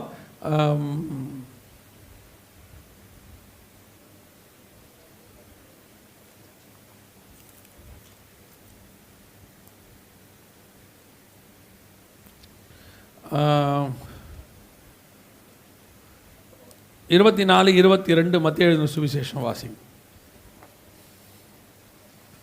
மத்திய 24, 22. அந்நாட்கள் குறைக்கப்படாதிருந்தால் ஒருவனாகிலும் தப்பி போவதில்லை. இந்த ஒருவனாகிலும் தப்பி போவதில்லை. எப்படி ஒருவனாகிலும் தப்பி போக முடியாதபடிக்கு என்ன செய்வாங்க அப்படின்னு கேட்டிங்கன்னா, இப்போ இந்த எல்லா அட்டையிலையும் பாருங்கள், தப்பி போகாமல் உங்களை பிடிக்கிறதுக்கான மிக முக்கியமான கருவி இந்த எல்லா அட்டையிலையும் இருக்குது. இந்த எல்லா அட்டையிலையும் பாருங்கள் ஒரு கருவி இருக்கும். அதுக்கு பேர் மஞ்சள் கலரில் அதில் இருக்கும். நீங்கள் எல்லாத்துலேயும் பார்த்தீங்கன்னா இருக்கும், ஒரு மஞ்சள் கலர் சதுரம் இருக்கும். இதுதான் அதில் இருக்கக்கூடிய உங்களை கண்டுபிடிக்கிற, காட்டி கொடுக்கக்கூடிய, நீங்கள் எங்கே போனாலும் ட்ராக் பண்ணக்கூடிய மிக முக்கியமான கருவி. அதுக்கு பேர் ரேடியோ ஃப்ரீக்வன்சி ஐடென்டிஃபிகேஷன், RFIDன்னு பேர். நம்ம பழக்கப்பட்டதில் சிப்புன்னு சொல்லி பழக்கப்பட்டிருக்கிறோம். அதுதான் அதில் இருக்குது. இதுதான் உங்களை காட்டி கொடுக்கறதான, கண்டுபிடிக்கிறதான கருவி. உங்கள் எல்லாருக்கும் தெரியும், உங்களோட செல்ஃபோனில் இது நீங்கள் பார்த்துருப்பீங்க, இந்த சிம் கார்டை பார்த்துருப்பீங்க. சிம் கார்டுடைய சைஸு அப்படியே மாறிக்கிட்டே வருது. ரொம்ப பெருசாக போட்டு இப்போ எப்படி வந்துருச்சு, மைக்ரோ சிம் கார்டெல்லாம் வந்துருச்சு. இப்போ இந்த சிம் கார்டை உங்கள் செல்ஃபோனில் நீங்கள் போட்டால் தான் உங்களுடைய செல்ஃபோனை என்ன செய்யும், வேலை செய்யும். நீங்கள் எவ்வளோ ரூபாய்க்கு செல்ஃபோன் வாங்கியிருந்தாலும் கண்டிப்பாக இந்த சிம் ஒன்று தேவை. சிம்முங்கிற வார்த்தைக்கு என்ன அர்த்தம் அப்படின்னு கேட்டிங்கன்னா, சப்ஸ்கிரைபர் ஐடென்டிஃபிகேஷன் மாடுல் அப்படின்னு அர்த்தம். இங்கிலீஷில் SIM அப்படின்னா என்ன அர்த்தம்? எல்லாம் இந்த இங்கிலீஷில் சொல்கிறதுனால நமக்கு எல்லாமே பெருசாக தெரியுது. ஏதோ சொல்கிறாங்க போல், நமக்கு ஒன்றும் புரியலையே அப்படின்னு. நான் எப்பவும் சொல்வேன், இந்த டாக்டர்ஸ் என்ன பண்ணுவாங்கன்னு கேட்டிங்கன்னா, இந்த ப்ரிஸ்கிரிப்ஷன் எழுதி கொடுப்பாங்க. அவங்க எழுதி கொடுக்குறத பார்த்தீங்கன்னா உங்களுக்கு ஒன்றுமே என்ன செய்யாது, புரியாது. அது வந்து 2 பேருக்கு தான் புரியும். ஒன்று அவருக்கு புரியும், இன்னொன்று மருந்து கடைக்காரருக்கு புரியும். இவங்க 2 பேருக்குமே, ஏன்னா அவர்கிட்ட ஸ்கேனர் இருக்குது போல், இவர் எழுதுறது அவருக்கு தான் புரியும். நல்லா அழகாக எழுதி கொடுத்துருப்பாரு. நீங்கள் அங்கே போய் வாங்கினா டோலோ 650 இருக்கும், வேறு ஒன்றுமே இருக்காது. அதுக்கு பேர் என்னது? நம்ம கேட்போம், இது எங்கள் வீட்டில் 10 இருக்குதே, அதை தான் எழுதியிருக்கிறாரும்பாங்க. ஆனால் நீங்கள் எடுத்து படித்து பாருங்கள், உங்களுக்கு என்ன செய்யாது? ஒன்றுமே தெரியாது. அதை விட பெரிய ஆச்சரியம், நம்மளை போய் உட்காந்தோடனே இப்படி பார்த்துட்டு உங்களுக்கு ஹெப்படைட் பி இருக்கலாம் போல் அப்படிம்பாங்க. நம்ம ஹெப்படைட் பின்னா ஏதோ 1 கோடி பேரில் ஒருத்தருக்கு தான் வரக்கூடியது போல், அதை வேறு நம்ம பெருமையாக சொல்லி ஆரம்பிச்சிடும். யாருக்குமே வராதான், ஒரு ரேரான வியாதி. என்னது? ஹெப்படைட் பி, வெண்ணில் மஞ்சக்காமலன்னு அர்த்தம். இதை நம்ம வந்து பெருசாக எடுத்துப்போம். H1N1 ஸ்வைன் ஃப்ளூ இப்படிலாம் கேட்டோம், நம்மளால் பெருசாக நினச்சிக்கிறோம், நம்ம பெரிய லெவலில் இருக்கிறோம் போல் அப்படின்னு. ஒன்றும் இல்லை, சாதாரணமாக தான் இருக்குது. அப்படி சொல்கிற விதம் தான். அதே மாதிரி தான் sim card, subscriber identification module அப்படின்னா பெரிய லெவலில் ஏதோ ஒரு டெக்னாலஜி போல் அப்படின்னு. வேறு ஒன்றும் இல்லை, உங்களை கண்டுபிடிக்கிற கருவின்னு அர்த்தம். சப்ஸ்கிரைபர்னால் அழைக்கிறவரை, ஐடென்டிஃபிகேஷன் கண்டுபிடிக்கிற, மாடுல் கருவி, கண்டுபிடிக்கிற கருவி, கூப்பிடுறவரை கண்டுபிடிக்கிற கருவின்னு அர்த்தம் சிம் கார்டு அப்படின்னு. உங்களை கண்டுபிடிக்கிறது எந்த கருவினா அந்த சிம் கார்டு தான் கண்டுபிடிக்குது. அதுக்கு பேரே அப்படி தான் இருக்குது. தமிழில் சொன்னால் நமக்கு ஈஸியாக என்ன செஞ்சிடும்? புரிஞ்சிடும். அதனால் நம்ம கொஞ்சம் ஷார்ட்டாக நமக்கு இங்கிலீஷில் வச்சதுனால நமக்கு புரியாமல் ரொம்ப கேஷுவலாக போய் கடையில் என்ன கேட்குறோம்? என்ன ஒரு சிம் கார்டு கொடுங்க. ஆக்சுவலாக நீங்கள் தமிழில் கேட்டிங்கன்னா எப்படி கேட்குறீங்கன்னா, என்னை கண்டுபிடிக்கிற கருவி ஒன்று கொடுங்க அப்படின்னு சொல்லி கேட்குறீங்க. வாங்கிட்டு அடுத்த கேள்வி கேட்பீங்க, எப்போ கண்டுபிடிப்பீங்க அப்படின்னு கேட்பீங்க. அதுக்கு இங்கிலீஷில் எப்போது ஆக்டிவேட் ஆகும்? அவர் சொல்லுவார் 24 மணி நேரம் ஆகும். இல்லை சார், கொஞ்சம் சீக்கிரமாக கண்டுபிடிங்களேன். வாக்குமூலம் யார் கொடுக்கறது? நம்ம தான் கொடுக்கறது. அவர் சொல்லுவார், இல்லை ஒரு 4 மணி நேரமாவது ஆகும். அப்படியா, சரி நாங்கள் பார்க்குறோம் அப்படின்னு திருப்பி 2 மணி நேரத்தில் ஃபோன் பண்ணுறது. சார், இன்னும் என்னை கண்டுபிடிக்கவே இல்லையே நீங்கள் அப்படின்னு. கண்டுபிடிக்கிறதுனா என்ன? ஆக்டிவேட்னா என்னென்னா, உங்கள் நம்பரை சேட்டலைட்டோட என்ன பண்ணிடுவாங்க, இணைச்சிட்டு உங்களுக்கு சிக்னல் வந்துடும். உங்களை 24 மணி நேரம் அவங்க கண்டுபிடிக்க ஆரம்பிச்சிட்டாங்கன்னு அர்த்தம். அதுக்கு பேர் தான் ஆக்டிவேஷன். ஸோ உங்களை கண்டுபிடிக்கிற கருவி எதுனா அந்த சிம் கார்டு. நீங்கள் எத்தனை லட்ச ரூபா செல்ஃபோன் வாங்கினாலும் சிம் கார்டு இல்லாவிட்டால் செல்ஃபோன் என்ன செய்யாது? வேலை செய்யாது. ஸோ அந்த கண்டுபிடிக்கிற கருவி என்பது இந்த சிம் இதில் இருக்குது. அதுதான் இப்போ எல்லா அட்டையிலையும் வச்சு கொடுக்குறாங்க. இப்போ உங்கள் ஆதாரில் இன்னும் அதை வச்சு கொடுக்கல, அடுத்து கொடுப்பாங்க. இப்போ அதுக்கு முன்னாடி தான் உங்களை எல்லாத்துலேயும் பழக்கப்படுத்துகிறாங்க. உங்களுடைய ATM card, debit card, credit card, driving licence, அவங்களோட ரேஷன் கார்டு, இப்போது ஆர்சி புக்கெல்லாம் புது வண்டிகளுக்கெல்லாம் வருது இல்லை, காருகர்லாம், அதுக்கே பார்த்தீங்கன்னா என்ன வச்சு கொடுத்துட்றாங்க? சிப்பு வச்சு கொடுத்துட்றாங்க. எல்லாத்துலேயுமே அந்த சிப்பு இருக்குது. இப்போ கொஞ்சம் கொஞ்சமாக உங்களை சிப்பை வந்து என்ன செய்கிறாங்க? ப்ராக்டிஸ் பண்ணுறாங்க. நீங்கள் தொலைக்காமல் அதை வச்சுக்கிறதுக்கு. கடைசியாக என்ன பண்ணுவாங்கன்னு கேட்டிங்கன்னா, ஆதார்லேயும் வச்சு கொடுத்துருவாங்க. அதுக்கப்புறம் இந்த ஆதாரை நீங்கள் எல்லா இடத்துக்கும் எடுத்துகிட்டு போகணுன்னு ஒரு கட்டளை போடுவாங்க. அது ஏன் போடுவாங்க, எப்படி போடுவாங்கன்றதை உங்களுக்கு நான் கடைசியாக சொல்கிறேன். கண்டிப்பாக கட்டளை போடும்போது நீங்கள் போகிற இடங்கள்லாம் உங்கள் நம்பரை போட்ட உடனே நீங்கள் எங்கே போயிட்டுருக்கீங்க, ரோட்டில் எங்கே போயிட்டுருக்கீங்க, எந்த இடத்துல நடந்து போயிட்டுருக்கிறீங்க, உங்கள் கையில் என்ன சாப்பிட்டுக்கிட்டு இருக்கிறீங்க, என்ன வச்சுருக்கிறீங்கன்ற வரைக்கும் பார்ப்பாங்க. இல்லை நீங்கள் அப்படிலாம் செய்ய முடியாது, நீங்கள் ரொம்ப ஓவராக சொல்கிறாரு அப்படின்னு சொன்னீங்கன்னா, இது இப்போ சைனாவில் நடக்கிறது. கவனிங்க, சைனாவில் ரோட்டில் நடந்து போகிறவங்கள எப்படி கண்காணிக்கிறாங்க பாருங்கள். இது ரோட்டில் இருக்கிற ஒரு வாகனம், அதோடைய நம்பர் இப்போ எவ்வளோ அது பாருங்கள். அந்த ரோட்டில் அது எங்கே இருக்குதுன்னு மட்டும் பாருங்கள். எவ்வளோ க்ளோஸாக வாட்ச் பண்ணியிருக்கிறாங்க பாருங்கள். இது அந்த சிட்டிக்கு மேலே இருக்கிற ஒரு சேட்டிலைட், அந்த சிட்டிக்கு மேலே இருக்குது. இப்போ எங்கேருந்து பார்க்குது பாருங்கள். இந்த சிட்டியவே 360 டிகிரியில் அது மொத்தமாக பார்க்கும். இங்கே பாருங்கள், ஃபுல்லாக டோட்டல் சிட்டியுமே கங்க நம்பர்னு வச்சுக்கோங்க. போட்ட உடனே அது எவ்வளோ க்ளோஸாக வந்து உங்களை வாட்ச் பண்ண போகுது பாருங்கள். கிட்ட வர வரைக்கும் உங்களுக்கே தெரியாது, அவ்வளோதான். கிட்ட வந்து க்ளோஸாக உங்கள் கார் நம்பரையோ உங்கள் 2 வீலர் நம்பரையோ ஏன் உங்களையோ வாட்ச் பண்ண முடியும். ஒருவரும் தப்பி போகாத காலம் ஒன்று வருகிறதுன்னு வேதம் சொன்ன காலம் வந்துருச்சு. மத்திய 24:22 நம் கண்களுக்கு முன்பாக நிறைவேறி விட்டது. உலகத்திலேயே அதிக சிசிடிவி கேமரா உள்ளதான ஒரு சிட்டி எதுனா லண்டன் சிட்டி. ஆமாம், ஜனங்களை சிசிடினா க்ளோஸ் சர்க்கியூட், கிட்ட வாட்ச் பண்ணுறது லண்டன்.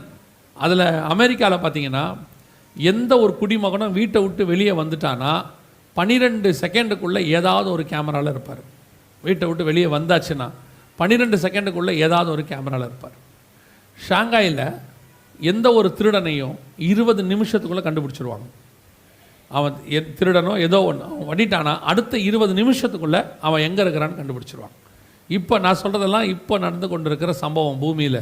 இது எல்லாத்தையும் தாண்டி உலகத்திலேயே அதிகமான மக்களை கண்காணிக்கிற நாடு எதுனா இந்தியா தான் கண்காணிக்குது. 140 கோடி ஜனங்களை கண்காணிப்பதற்கு ஃபேஸ் ரெக்கக்னைசேஷன் சிஸ்டம் அப்படின்னு சொல்லுவாங்க. அதாவது உங்களுடைய முகத்தை வைத்து உங்களை என்ன செய்வாங்க, கண்டுபிடிப்பாங்க. 16 நாடுகள்கிட்ட கொட்டேஷன் வாங்கி இந்தியா இப்பொழுது எல்லா குடிமக்களுடைய ஃபோட்டோஸையும் இப்போ என்ன பண்ணிகிட்டு இருக்கிறாங்க, அப்டேட். அதனால தான் இப்போ சொல்கிறாங்க ஆதாரில் உங்கள் ஃபோட்டோஸை என்ன பண்ணணும், அப்டேட் பண்ண. உங்களுக்கு மெசேஜெலாம் வர தொடங்கிருச்சு. அடுத்த வருஷம் பர்த்டேக்குள்ளே ஒவ்வொருத்தருக்கும் உங்களுடைய ஃபோட்டோஸை என்ன செய்யுங்க, அப்டேட் பண்ணுங்கன்றாங்க. காரணம் என்னென்னா நியூ ஃபோட்டோஸ் உள்ளே கொண்டு வரணும், உங்களுடைய ஃபேஸை வந்து ரெக்கக்னைஸ் பண்ணுறதுக்கு. இப்போ எல்லா இடங்களிலும் சிசி கேமரா. இந்தியாவிலே தமிழ்நாடு தான் அதிக சிசிடிவி கேமரா உள்ள மாநிலம். இப்போ நம்ம அத்தனை பேரையும் கண்காணிப்பதற்கு இவங்க கண்காணிக்க போகிறாங்கலாம் கிடையாது. இவங்களை பொறுத்த வரைக்கும் இவங்க நாட்டோடைய சேஃப்டிக்காக பண்ணுறாங்க. இவங்களுக்கு பைபிளில் உள்ளதெல்லாம் எதுவுமே தெரியாது. இந்த கடைசி காலத்தில் ஒரு ஆவி அப்படி கிரியை செய்யும். கடைசி கால ராஜ்யத்துக்கு என்று உலகத்தை தயார்படுத்தும் அந்தி கிறிஸ்துவின் ஆவி. அந்த ஆவி இப்போ ரெடி பண்ணிக்கிட்டு இருக்குது எல்லாத்தையும். இவங்க வேறொரு காரணத்துக்காக செய்கிறாங்க. ஆனால் இது பயன்பட போவது எதுக்காக, வேறொரு காரியத்துக்காக பயன்படும். அப்போ அத்தனை பேரும் 24 மணி நேரமும் தப்பி போகாதபடிக்கு கண்காணிக்கிற வேலை செய்து முடிக்கப்பட்டாகி விட்டது.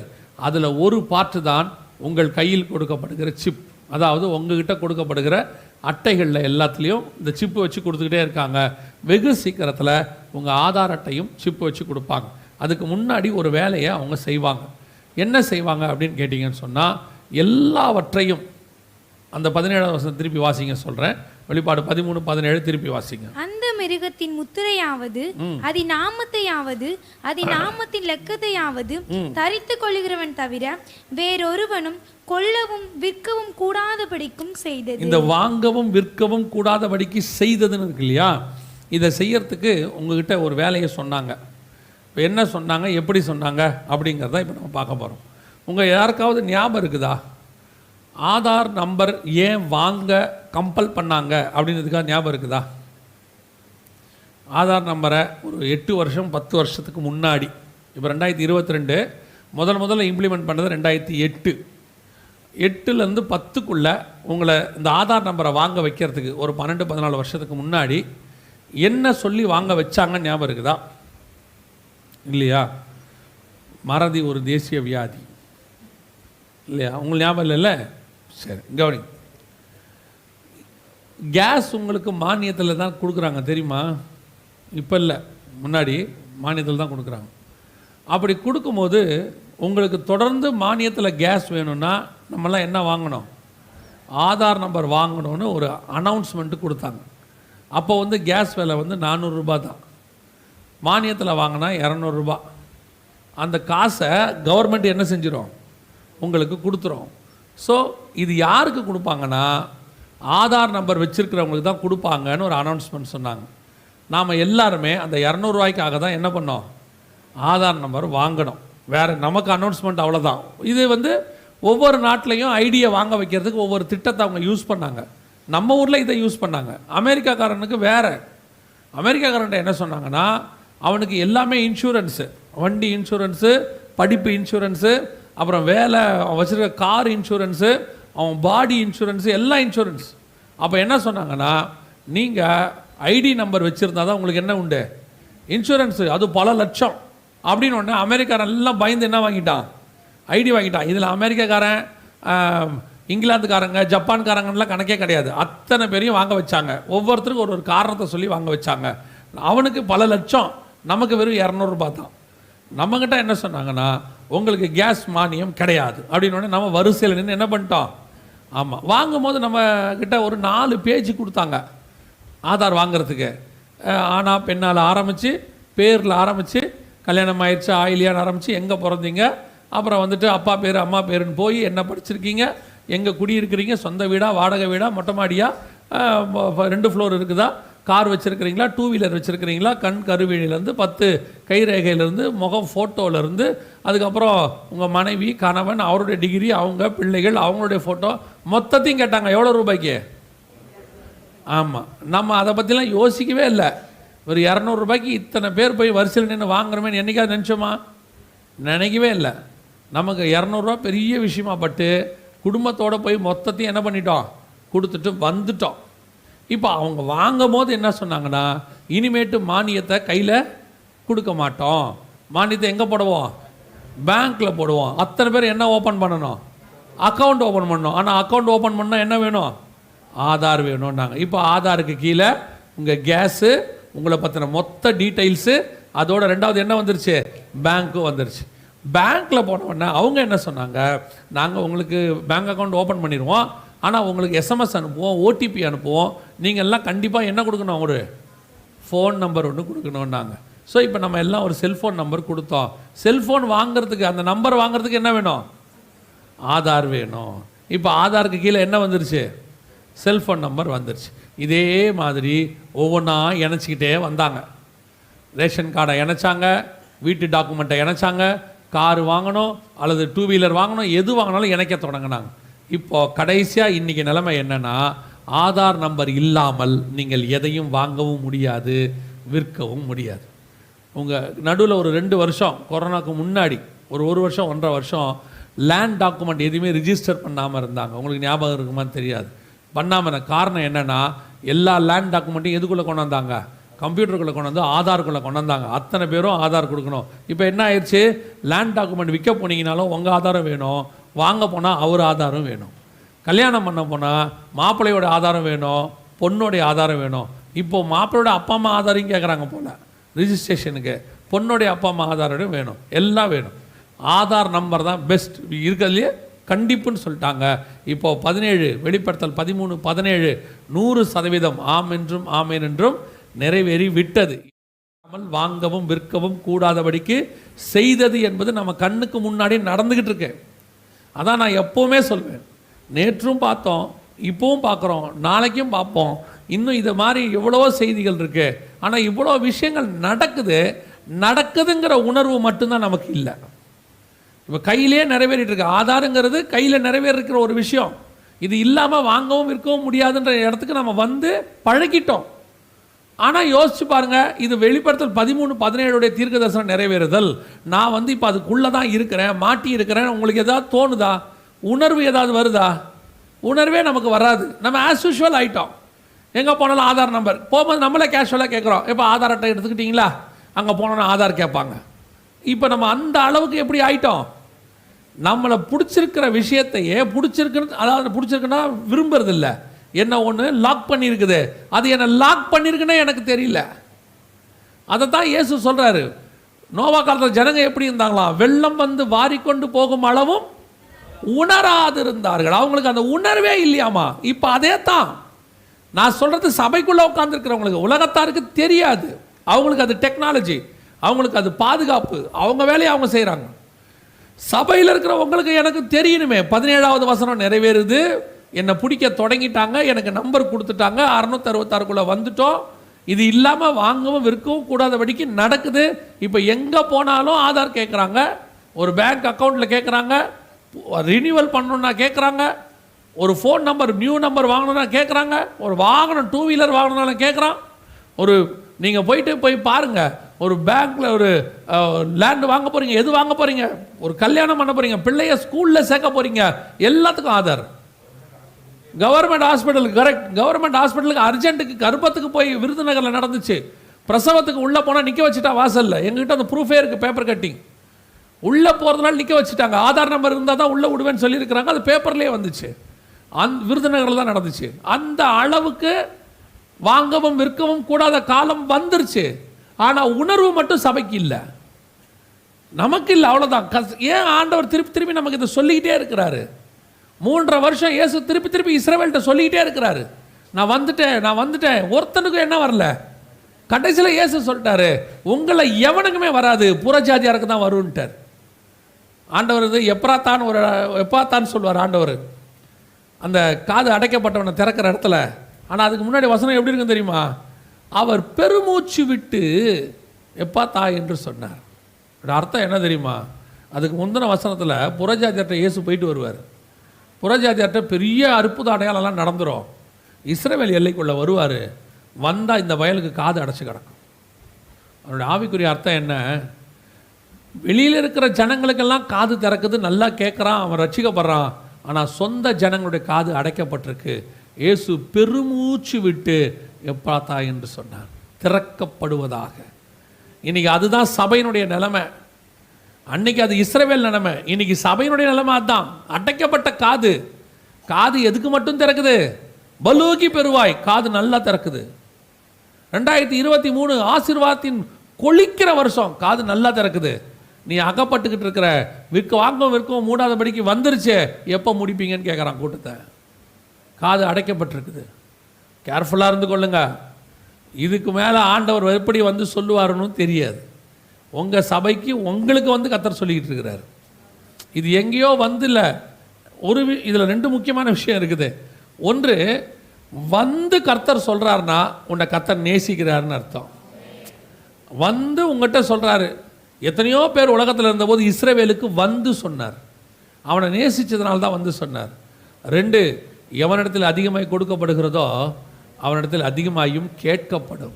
உங்ககிட்ட அதிகமாயும் கேட்பார். நாம் எங்கேயோ ஒரு மூலையில் கடற்கரை ஓரத்தில் இருக்கிறோம், ஆனால் இங்கே தேவன் வந்து ஆவியானவர் பேசுகிறார். காலையில் உன்னை வருகைக்கு ஆயத்தப்படுத்துகிறார், மாலையில் வருகை வருதுங்கிறதை உணர்த்துகிறார். இதுக்கு அப்புறமும் உனக்கு உணர்வு வரலன்னு வச்சுக்கோங்க. இதுக்கப்புறமும் ஆயத்தம் வரலன்னு வச்சுக்கோங்க. அதுக்கப்புறம் கர்த்தர் சொல்வார், தூசியை தட்டி விட்டுட்டு போயிருன்றார். இதுதான் இன்றைக்கி நடக்குது கண்களுக்கு முன்பாக. வெளிப்படுத்தல் 13:17 100% வாங்கவும் விற்கவும் கூடாதபடிக்கு காலம் வந்துருச்சு. இப்போ என்ன பண்ணுவாங்க? இது நாங்கள் முன்னாடியே எதிர்பார்த்தது. நாங்கள் வந்துச்சு, கவர்மெண்ட்லேயும் வந்தது. அது இப்போ நிறைவேற போகுது. அடுத்து என்னன்னு கேட்டிங்கன்னா, உங்களை ஒன் கார்டு சிஸ்டமாக மாற்றுவாங்க. இங்கே பாருங்கள், எல்லாத்தையும் மாற்றி ஒன் கார்டு சிஸ்டமாக மாற்றுவாங்க. இப்போ அந்த ஒன் கார்டு சிஸ்டம் தான் வந்திருக்குது. ஒரு நாடு ஒரு கார்டு திட்டம். ஒரு நாடு ஒரு கார்டு திட்டம். இந்தியா முழுக்க இருக்கிற எல்லா அட்டையும் இணைச்சிருவாங்க. எல்லா அட்டையும் இணைச்சிட்டு ஒரே அட்டையாக மாற்றிடுவாங்க. இனிமேட்டு உங்களுடைய ஆதாருக்கு கீழே இருக்கிற எல்லா அட்டையும், இப்போவே உங்கள்கிட்ட எத்தனை அட்டை இருக்குதுன்னு பாருங்களேன். இந்த மாதிரி நிறைய அட்டை உங்கள்கிட்ட இருக்கும். ஆதாருக்கு கீழே இவ்வளோ அட்டைகள் உங்கள்கிட்ட இருக்குது. இப்போவே ரேஷன் அட்டை இருக்குது, ஆதார் அட்டை இருக்குது, உங்களுடைய பேன் கார்டு இருக்குது, அப்புறம் உங்களுடைய டிரைவிங் லைசன்ஸ் இருக்குது, உங்களுடைய ஆர்சி புக் இருக்குது, உங்களுடைய எலக்ட்ரிக் பில் கார்டு இருக்குது. இப்போ எலக்ட்ரிக் பில் கார்டு ஆதாரோட இணைக்க சொல்லியிருக்கிறாங்களா? சொல்லியாச்சு தானே? இப்போ எல்லாம் ஆதார் கீழே இருக்கும். ஏன் இதெல்லாம் திடீர்னு இப்படி சொல்கிறாங்க? அத்தனையும் இணைச்சி முடிக்கும் போது ஒரு ஆதாருக்கு கீழே தான் எல்லாம் இருக்குது.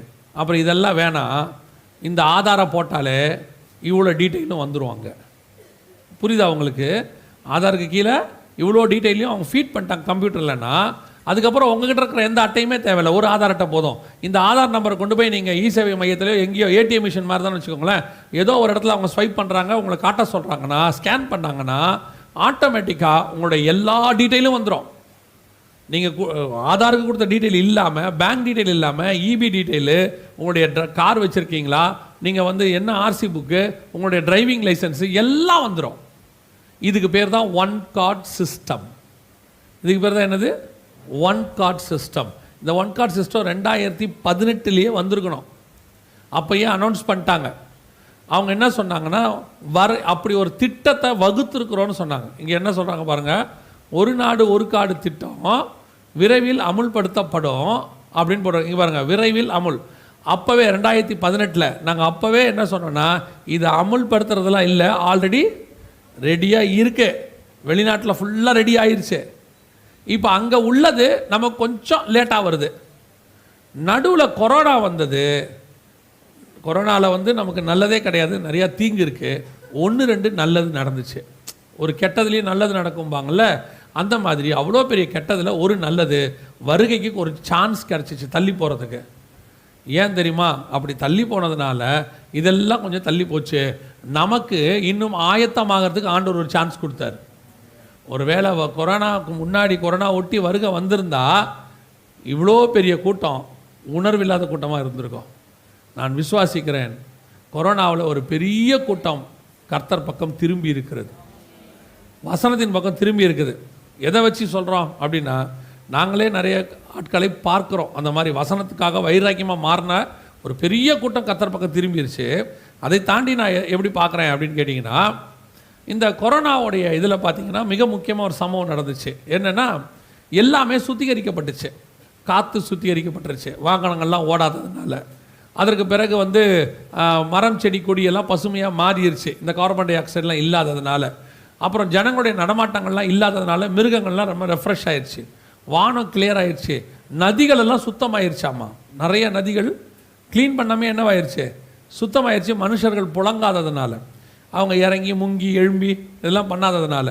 ஸோ காற்று தண்ணி லேண்டு இதெல்லாம் சுத்தமாயிருக்கு. ஆண்டவர் சுத்திகரிப்பு நடத்தியிருப்பார்னா, இவ்வளத்தையும் சுத்திகரித்த ஆண்டவர் அதை விட மேன்மையான தன்னுடைய சபையை நிச்சயம் கர்த்தர் சுத்திகரிப்பு செய்திருப்பார். சுத்திகரிக்காமல் ஆண்டவர் விட்டுருக்கவே மாட்டார். கொரோனா ஒரு சுத்திகரிப்புக்கு காலமாக இருந்துச்சுன்னா சபை கண்டிப்பாக சுத்திகரிக்கப்பட்டிருக்கும். ஒரு பெரிய கூட்டம் கர்த்தர் பக்கம் திரும்பி இருக்கோம். நாங்கள் விசுவாசிக்கிறோம், கொஞ்சம் பேரை பார்க்குறோம். உலகளாவிய வசனத்துக்குன்னு ஒரு பெரிய கூட்டத்தை வருகைக்கென்று கர்த்தர் திருப்பி இருக்கிறார். இன்னும் ஒரு பெரிய கூட்டம் திரும்பாமல் இருக்கு. ஒருவேளை இவங்களுக்கு அடுத்த வாதைகள் என்ன செய்யலாம், பார்வோனுக்கு கிடைச்ச மாதிரி 10 வாதை கிடைச்ச மாதிரி இவங்களுக்கு 1-2 கிடைச்சதுன்னா இன்னும் கொஞ்சம் கூட்டங்கள் எங்கே வந்துடும், சபைக்குள்ளே வந்துடும். அதுக்கப்புறம் முழு கதவும் அடைக்கப்படும். அதுக்கப்புறம் வருகை வந்துடும். ஆனால் அது எத்தனை சான்ஸ் ஆண்டவர் கொடுக்குறாருன்னு தெரியாது. ஒரு சிலருக்குலாம் ஒரு சில சான்ஸ் தான். பார்வோனுக்கு 10 கிடச்சிச்சு, எல்லாருக்கும் அப்படி கிடைக்கல. நேபுகாத்நேச்சாருக்கு 1 தான், ஒரே சான்ஸு. நான் கட்டிய மகாபாபிலோன் கீழே தள்ளிவிட்டார், கதை முடிஞ்சு. பார்வோனுக்கு 10 கிடச்சிச்சு. அந்த மாதிரி நமக்கு எத்தனை சான்ஸுன்னு தெரியாது. இப்போ 1 கிராஸ் ஆகியிருக்கு. இதில் ஒரு கூட்டம் சுத்திகரிக்கப்பட்டு சபைக்குள்ளே வந்திருக்கு. இன்னும் எத்தனை வரும் தெரியாது, எத்தனை சுத்திகரிக்கப்படும் தெரியாது. ஆனால் கர்த்தருடைய திட்டம் சபையை சுத்திகரிப்புக்குள்ளே நடத்தி பரலோகத்துக்கு கொண்டு போவது. அல்லேலூயா. இப்போ அதான் நடந்துட்டுருக்கு. ஸோ அதில் இந்த கேப்பில் தான் இதெல்லாம் தள்ளி போயிடுச்சு. 1 கார்ட் சிஸ்டம் இப்போ திருப்பி கொண்டாடுறாங்க. 1 கார்ட் சிஸ்டம் வரப்போகுது. இந்த 2023 உங்களுக்கு கொடுத்தாலும் ஆச்சரியப்படுவதற்கு இல்லை, ஏன்னா ரெடி ஆயிடுச்சு ஆல்ரெடி. இப்போ 1 கார்ட் சிஸ்டம் வந்தோடனே என்ன பண்ணுவாங்க அப்படின்னு பார்த்தீங்கன்னா, உங்கள் ஆதார் தான் இனி எல்லாமே. ஆதாரை தவிர வேறு எந்த அட்டையும் கிடையாது. அப்படி ஒருவேளை இணைக்காமல் இருந்தீங்கன்னா உடனே போய் என்ன பண்ணிடுங்க, இணைச்சிருங்கன்னு சொல்லுவாங்க. அதில் தான் இப்போ இபி இணைக்க சொல்லியிருக்கிறாங்க. இப்போ எல்லாத்தையும் கொண்டு போய் அதே மாதிரி உங்கள் லேண்ட் டாக்குமெண்ட்ஸ், சொந்தக்காரங்க ஓனர்ஸ் எல்லாம் லேண்ட் டாக்குமெண்ட்ஸ் இணைக்கணும். உங்கள் வாகனங்கள் இணைக்கப்படாமல் இருந்தால், இணைக்கப்படாமல் இருக்க வாய்ப்பே இல்லை. ஏன்னா கடைசி 15 வருஷமாக ஆதாரோட தான் என்ன செய்யுது, எல்லாம் வந்துக்கிட்டே இருக்குது. இனிமேட்டு ஆதார் இல்லாமல் வாங்கவும் முடியாது. ஸோ இனி ஒரு ஆதார் தான், இனி 1 கார்ட் சிஸ்டம். இது இல்லாமல் நீங்கள் வாங்கவும் விற்கவும் கூடாதபடிக்கு செய்தது. அதுக்கப்புறம் என்ன ஆகிடும் தெரியுமா, இப்போ இதெல்லாம் நடக்க போகிறது. அதுக்கப்புறம் என்ன செஞ்சுருவாங்கன்னா, நீங்கள் எங்கே போனாலும் உங்களுடைய ஒரிஜினல் ஆதார் கையில் கொண்டு போகணும். அதில் சிப்பு இருக்கும். எங்கே போனோம், எதை கொண்டு போகணும், ஒரிஜினல் ஆதார். இப்போ நீங்கள் வச்சுருக்கிறது எல்லாமே ஃபோட்டோ காப்பி. உங்களுடைய டிரைவிங் லைசன்ஸ் நீங்கள் என்ன பண்ணியிருக்கிறீங்க, லேமினேட் பண்ணி வச்சுருக்கிறீங்க. உங்கள் ஆதாரை பிளாஸ்டிக் அட்டை ஒன்று வாங்கி வச்சுருக்கிறீங்க. இப்போ எல்லாமே டூப்ளிகேட் ஃபோட்டோ காப்பி வச்சுருக்கிறீங்க. ஒரு நாள் வரும் இது எதுவுமே யூஸ் ஆகாது. கம்பல்சரியாக அத்தனை பேரும் ஆதாரோடைய ஒரிஜினல், ஒன்றும் சொல்ல மாட்டாங்க, ஒன்றும் பெரிய விஷயம் இல்லை. உங்களுடைய இ சேவை மையத்தில் போய் உங்கள் ஆதார் நம்பரை சொன்னீங்கன்னா, இந்த விர்ச்சுவல் ஐடின்னு சொன்ன பார்த்தீங்களா, 16 இலக்கம், அதை போட்டு உங்கள் கையில் ஒரு அட்டை கொடுத்துருவாங்க. அதில் சிப் இருக்கும். அவ்வளோதான், போட்ட ஒரு அட்டையை கொடுத்துருவாங்க. இனிமேட்டு எங்கே போனாலும் நீங்கள் அந்த அட்டையை ஒரிஜினல் கையில் கொண்டு போகணும். எதுக்காக, இப்போ ரேஷனுக்கு நீங்கள் போகிறீங்க. ரேஷனுக்கு போன உடனே அந்த இடத்துல உங்களை என்ன கேட்குறாங்க, இப்போ ரேஷனுக்கு மாதம் மாதம் போகிறீங்களா இல்லையா, போன உடனே என்ன கேட்குறாங்க, இ சேவை மையம் வச்சு அடுத்து கைரேகை வைக்க சொல்கிறாங்க. இதை வச்ச உடனே அந்த இடத்துல வருது. இனிமேட்டு ரேஷன் அட்டை கிடையாது. இனிமேட்டு உங்களுக்கு என்ன வந்துடும், ஆதார் அட்டை போதும். உங்களுடைய ட்ராவல் இப்போ எல்லாம் எப்படி மாற்ற போகிறாங்க பாருங்கள். இங்கே என்ன சொல்கிறாங்க பாருங்கள், இனிமேட்டு நீங்கள் எங்கே பிரயாணம் பண்ணாலும் கம்பல்சரி, சவுண்ட் இருக்கா வைங்க,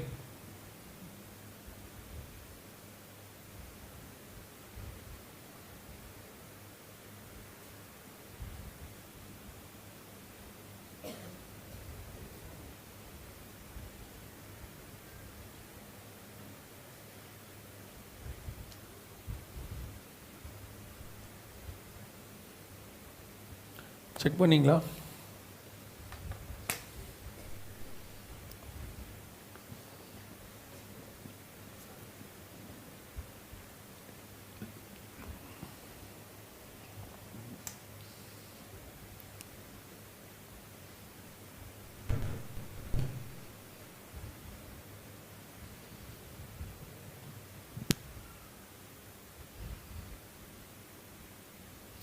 சரி விடுங்க, கவனிங்க.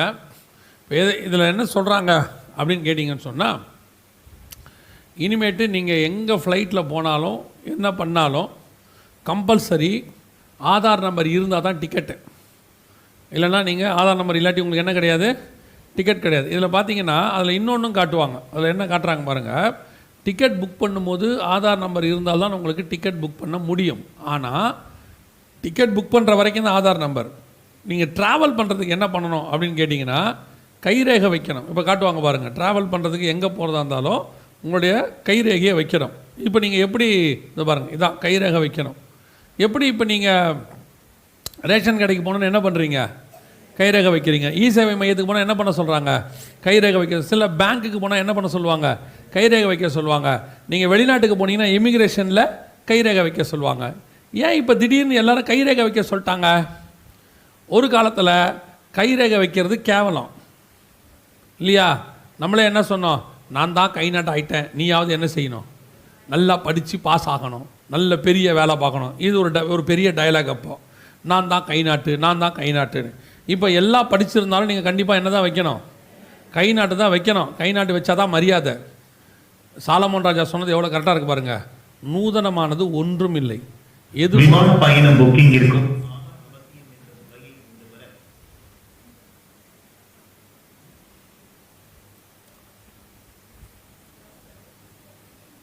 இப்படி தான் வருகையிலும் இருக்கும். எக்காலம் ஊதுற போது நிறைய பேருக்கு கேட்காது. நம்மலாம் போன பிறகு ஒரு கூட்டத்துக்கு சவுண்டாக இருக்கும். ஓகேவா? ரைட், கவனிங்க, நீங்கள் சவுண்டு. ஓ, அது அங்கே மட்டும்தான் கேட்கும் போல்.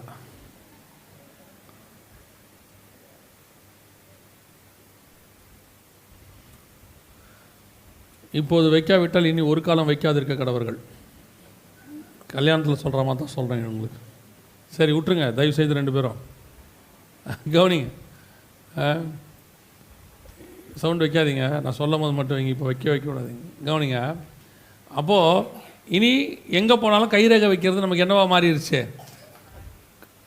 கம்பல்சரி ஆக்கிட்டாங்க. இப்போ என்ன பண்ண போகிறாங்க அப்படின்னு கேட்டிங்கன்னா, இனிமேட் நீங்கள் எந்த இடத்துக்கு ஃப்ளைட்டில் போனாலும் கம்பல்சரி என்னவாயிடும், கைரேகை வைக்கணும், நம்பர் வேணும். 2 வேணும். ஒன்று புக் பண்ணுறதுக்கு என்ன வேணும், நம்பர் வேணும். இன்னொன்று கைரேகை வேணும். வெளிப்படுத்தல் 13, 16, 17 அவ்வளோதாங்க. வசனம் நிறைவேறி முடிஞ்சிருச்சு.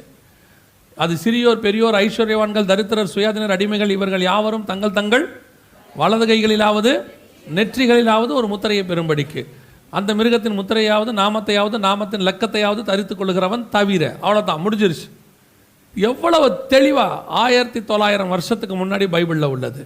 நம்ம காலத்தில் நம்ம கண்ணுக்கு முன்னாடி கை வைக்கிறதும் நம்பரும் வந்து சேர்ந்துருச்சு.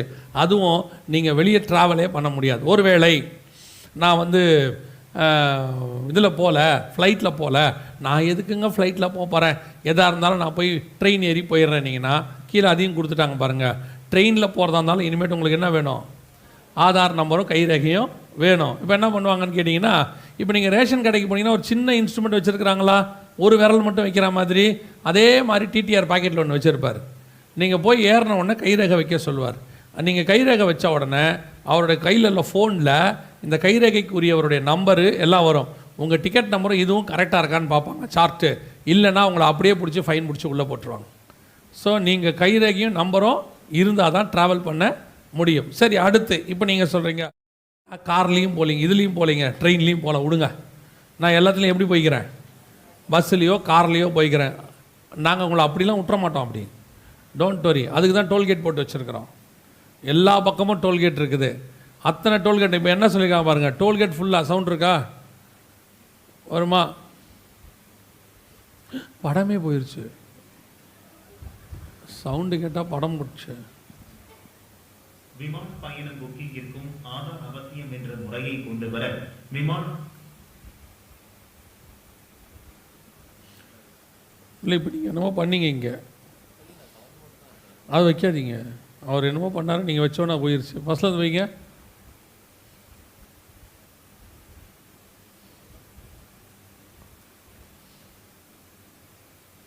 விமான பயணம் புக்கிங்கிற்கும் ஆதார் அவசியம் என்ற முறையை கொண்டு வர அது அவ்வளோதான் வரும் போல். சரி, ரைட். இது பாருங்கள், இது என்ன சொல்கிறாங்க பாருங்கள். இது என்ன சொல்கிறாங்கன்னா, இன்னும் 2 ஆண்டுகளில் வேணாம் விட்டுருங்க தயவுசெய்து, இன்னும் 2 ஆண்டுகளில் சுங்கச்சாவடிகளே இருக்காது. அப்படின்னா என்ன அர்த்தம்? டோல்கேட்டில் தூக்கிடுவாங்களான்னா இல்லை. அதில் என்ன சொல்கிறாங்கன்னா, அந்த அம்மா சொல்கிறத நானே உங்களுக்கு சொல்கிறேன். சுங்கச்சாவடிக்கு பதிலாக உள்ளே இருக்க ஆள்லாம் இருக்கார்ல ஒருத்தர் கலெக்ட் பண்ணுறதுலாம், அதெல்லாம் எதுவுமே இருக்காது. நீங்கள் போனால் ஃபுல்லாக சேட்டலைட்டோட கனெக்டாக இருக்கும். எப்படி உங்கள் ஏடிஎம் மிஷின் கனெக்ட் ஆகிருக்குது அது மாதிரி எல்லா சுங்கச்சாவடி இந்தியா முழுவதும் ரஷ்யா கம்பெனி கொடுத்துருக்காங்க வேலை, அவங்க வேலை பார்த்துட்டு இருக்கிறாங்க. என்ன பண்ணிடுவாங்க அப்படின்னு கேட்டிங்கன்னா, எல்லா சுங்கச்சாவடியும் சேட்டலைட்டோட கனெக்ட் ஆகிருக்கும். உங்கள் காரு போகும்போது முன்னாடி இருக்கிறவர் பின்னாடி இருக்கிறவர் முன்னாடி நம்பர் பிளேட்டு பின்னாடி நம்பர் பிளேட்டு ஃபோட்டோ எடுத்துரும். உள்ளே இருக்கிற ஆள் அத்தனை பேரையும் ஸ்கேன் பண்ணிவிடும். அதோட உங்கள் காரு, நீங்கள், உங்கள் டிரைவிங் லைசன்ஸ் எல்லாம் ஒன்றா இணைஞ்சிருக்கும். மொத்தமும் கண்காணிப்பு வளையத்துக்குள்ளே வந்துடும். உங்கள் பேங்க் அக்கௌண்ட்லேருந்து பணம் இருந்தால் தான் உங்கள் வண்டியே கிராஸ் ஆகும், இல்லைன்னா ஆகாது. அவ்வளோதான். ஸோ ஆதார் நம்பர் இருந்தால் மட்டுமே பேங்க் அக்கௌண்ட், ஆதார் நம்பர் இருந்தால் மட்டுமே சுங்கச்சாவடி கிராஸ் பண்ண முடியும். இது இல்லாவிட்டால் நீங்கள் வாங்கவும் விற்கவும் கூடாதபடிக்கு செய்தது. கர்த்தர் சொன்னபடி எல்லா தீர்க்க தரிசனங்களும் துல்லியமாய் நிறைவேறி முடிச்சிருச்சு. அதாவது நம்முடைய பைபிளை பொறுத்த வரைக்கும் ஏதோ ஒரு நம்ம காலையிலலாம் பார்க்கும்போது இது ஏதோ ஒரு ஆவிக்குரிய புத்தகம் போல், அதில் தான் நம்ம ஆவிக்குரிய வாழ்க்கைக்கு தேவையான புக்கு போல் நினச்சிக்கிறோம். ஒரு பக்கம் அது அவங்க ஆவிக்குரிய வாழ்க்கைக்கு தேவையான மொத்தத்தையும் கொடுக்கறது, இன்னொரு பக்கம் சரித்திரத்தையும் இருக்குது, ஒரு பக்கம் தீர்க்க தரிசனம் இருக்குது, ஒரு பக்கம் டெக்னாலஜி இருக்குது, ஒரு பக்கம் மெடிக்கல் இருக்குது, ஒரு பக்கம் ஆர்கியாலஜி இருக்குது. இந்த மாதிரி ஒரு புத்தகத்தை உலகத்தில் இது வரைக்கும் பார்க்க முடியாது, இனி பார்க்கவும் முடியாது. அது ஒரே ஒரு புத்தகம் தான் உண்டு, நம்மளோட பரிசுத்த வேதாகமம் மட்டும்தான். இப்படி ஒரு புக்கை உலகத்தில் இன்னொன்று கிடையவே கிடையாது. எவ்வளவு மகத்துவம் பாருங்க. அதான் ஆண்டவர் சொல்றாரு, நான் என்னுடைய மகத்துவங்களை அவர்களுக்கு எழுதி கொடுத்தேன். இப்படி ஒரு புக்கை எப்படி எழுத முடியும் பாருங்க. 2000 வருஷங்கள் கழிச்சு நடக்கிற டெக்னாலஜியை கூட அவ்வளோ அழகாக எழுதியிருக்கிறாரு. மெடிக்கல் எழுதியிருக்கிறாரு, யுத்தத்தை பற்றி எழுதியிருக்கிறாரு, எல்லாம். அதே நேரத்தில் ஸ்பிரிச்சுவல், உலகத்தை பொறுத்த வரைக்கும் மோர் ஸ்பிரிச்சுவல்னா அவங்க அதோட உலகத்தை பற்றி எதுவுமே அதில் இருக்காது, ப்ராக்டிக்கலாகவே இருக்காது. ஆனால் இதில் ப்ராக்டிக்கல் லைஃப்பும் இருக்கும், எல்லாத்தையும் கொடுத்துருக்கிறாரு. நான் கொஞ்ச காலமாக நான் சொல்கிறது, எந்த புத்தகத்தை படிக்கிறத விட இந்த புத்தகத்தை அதிகமாக படிங்க.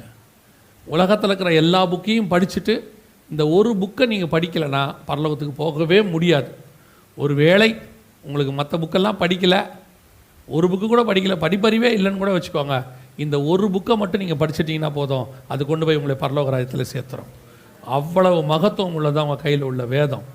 2000 வருஷத்துக்கு முன்னாடி கர்த்தர் சொன்னார், 100% நிறைவேறி விட்டது. இப்போ ஒரு சில காரியங்களை மாத்திரம் சொல்லிவிட்டு நான் உங்களுக்கு இந்த 2ஆம் நாள் கூட்டத்தை ஜெபம் பண்ணி முடிக்க விரும்புகிறேன். கவனியங்கள். இப்போ என்ன பண்ண போகிறாங்க, இது இந்நேரம் நடந்திருக்கணும், கொஞ்சம் டிலே ஆகிட்டு இருக்குது, ஆனால் இது இந்நேரம் நடக்கணும். அது கர்த்தர் வச்ச கிருபை தான். 2020 இந்த கொரோனா பீரியடில் மிக முக்கியமான சில காரியங்களை அவர்கள் செய்தார்கள். இப்போ உங்களுக்கு ஒரு காரியம் இது பாருங்கள், இதுக்கு பேர் ஐடி 2020 பேர். இதுக்கு பேர் ஐடி 2020. ஐடி 2020னா என்ன அப்படின்னு கேட்டிங்கன்னா, இது பில்கேட்ஸ் கொண்டு வந்தது. இது என்னது அப்படின்னு கேட்டிங்கன்னு சொன்னால், இது ஒரு வகையான சிப்பு உங்கள் கையில் இப்படி போடுவாங்க, இந்த மாதிரி போடுவாங்க. இப்போ போடுவாங்க பாருங்கள், இது வெளிப்படுத்தல் 13:16 நிறைவேறுதல். எப்படி போட போகிறாங்க பாருங்கள், 30 செகண்ட்ஸில் உங்கள் உடம்புக்குள்ளே வச்சுருவாங்க. இங்கே பாருங்கள், அவ்வளோதான், 30 செகண்டில் உங்கள் உடம்புல வச்சுருவாங்க. இப்போ இது ஆக்டிவேட் ஆகிடும். நீங்கள் 4 மணி நேரம் சிம் கார்டு மாதிரிலாம் கிடையாது. இப்போ அவர் கையில் உள்ள ஸ்கேனரில் பார்க்குறாரு பாருங்கள், அப்படி பார்த்த உடனே அந்த சிப்புக்குள்ளே என்ன இருக்குதுன்றதெல்லாம் அவர் கண்டுபிடிச்சிடுவார். இது எப்பத்தியோடைய வீடியோ தெரியுமா? 2010 உள்ள வீடியோ. நல்லா தெரிஞ்சுக்கோங்க, ப்ரூஃபை நான் உங்களுக்கு பின்னாடி 2010ங்கிறத காட்டுறேன். 2010 உள்ள வீடியோ. அப்பத்தில் தான் நாங்கள் சொல்கிறோம், வலது கைக்கும் நெத்திக்கும் முத்திரை என்னவாயிருச்சு, ரெடி ஆகிருச்சு அப்படின்னு சொல்லி. ஆனால் திடீர்னு கொரோனா வந்துச்சு, உலகத்தையே தலைகீழ புரட்டி போட்டுச்சு. கொரோனாவுக்கு பின்னாடி நிறைய ரூமர்ஸ் இருக்குது. ரூமர்னால் வதந்தி நிறையா இருக்குது. உருவாக்குனாங்க, லேபில் உருவாக்குனாங்க, மக்கள் தொகையை குறைக்கிறதுக்கு கொண்டாந்தாங்க. இப்படி பலருக்கு பலவிதமான கருத்துக்கள். இப்போ நான் ஒன்று சொல்ல போகிறேன், அதை நீங்கள் எப்படி புரிஞ்சுக்கிறீங்கன்றது உங்கள் இஷ்டம். இந்த சிப்பை உருவாக்கியாச்சு. ஆனால் 2014 இப்படி கொரோனா ஒன்று வரப்போகுது, ஒரு வியாதி வரப்போகுதுன்னு பில்கேட்ஸ் சொல்கிறாரு. பில்கேட்ஸ்னால் யாரும் தெரியும்ல? தெரியுமா தெரியாதா? தெரியாதுன்றவங்க கை தூக்குங்க பார்ப்போம், சொல்லிடுவோம். தெரியும், ஒரு 4 பேருக்கு தான் தெரியல. உலகத்திலே நம்பர் 1 பணக்காரராக இருந்தவர், இப்போ இல்லை, இப்போ அவரெல்லாம் தாண்டி போயிட்டாங்க. ஒரு காலத்தில் கம்ப்யூட்டர் மன்னன் அவர் தான், மைக்ரோசாஃப்டோடைய ஓனர், உலகத்தில் நம்பர் 1 பணக்காரராக இருந்தார், இப்போ கிடையாது.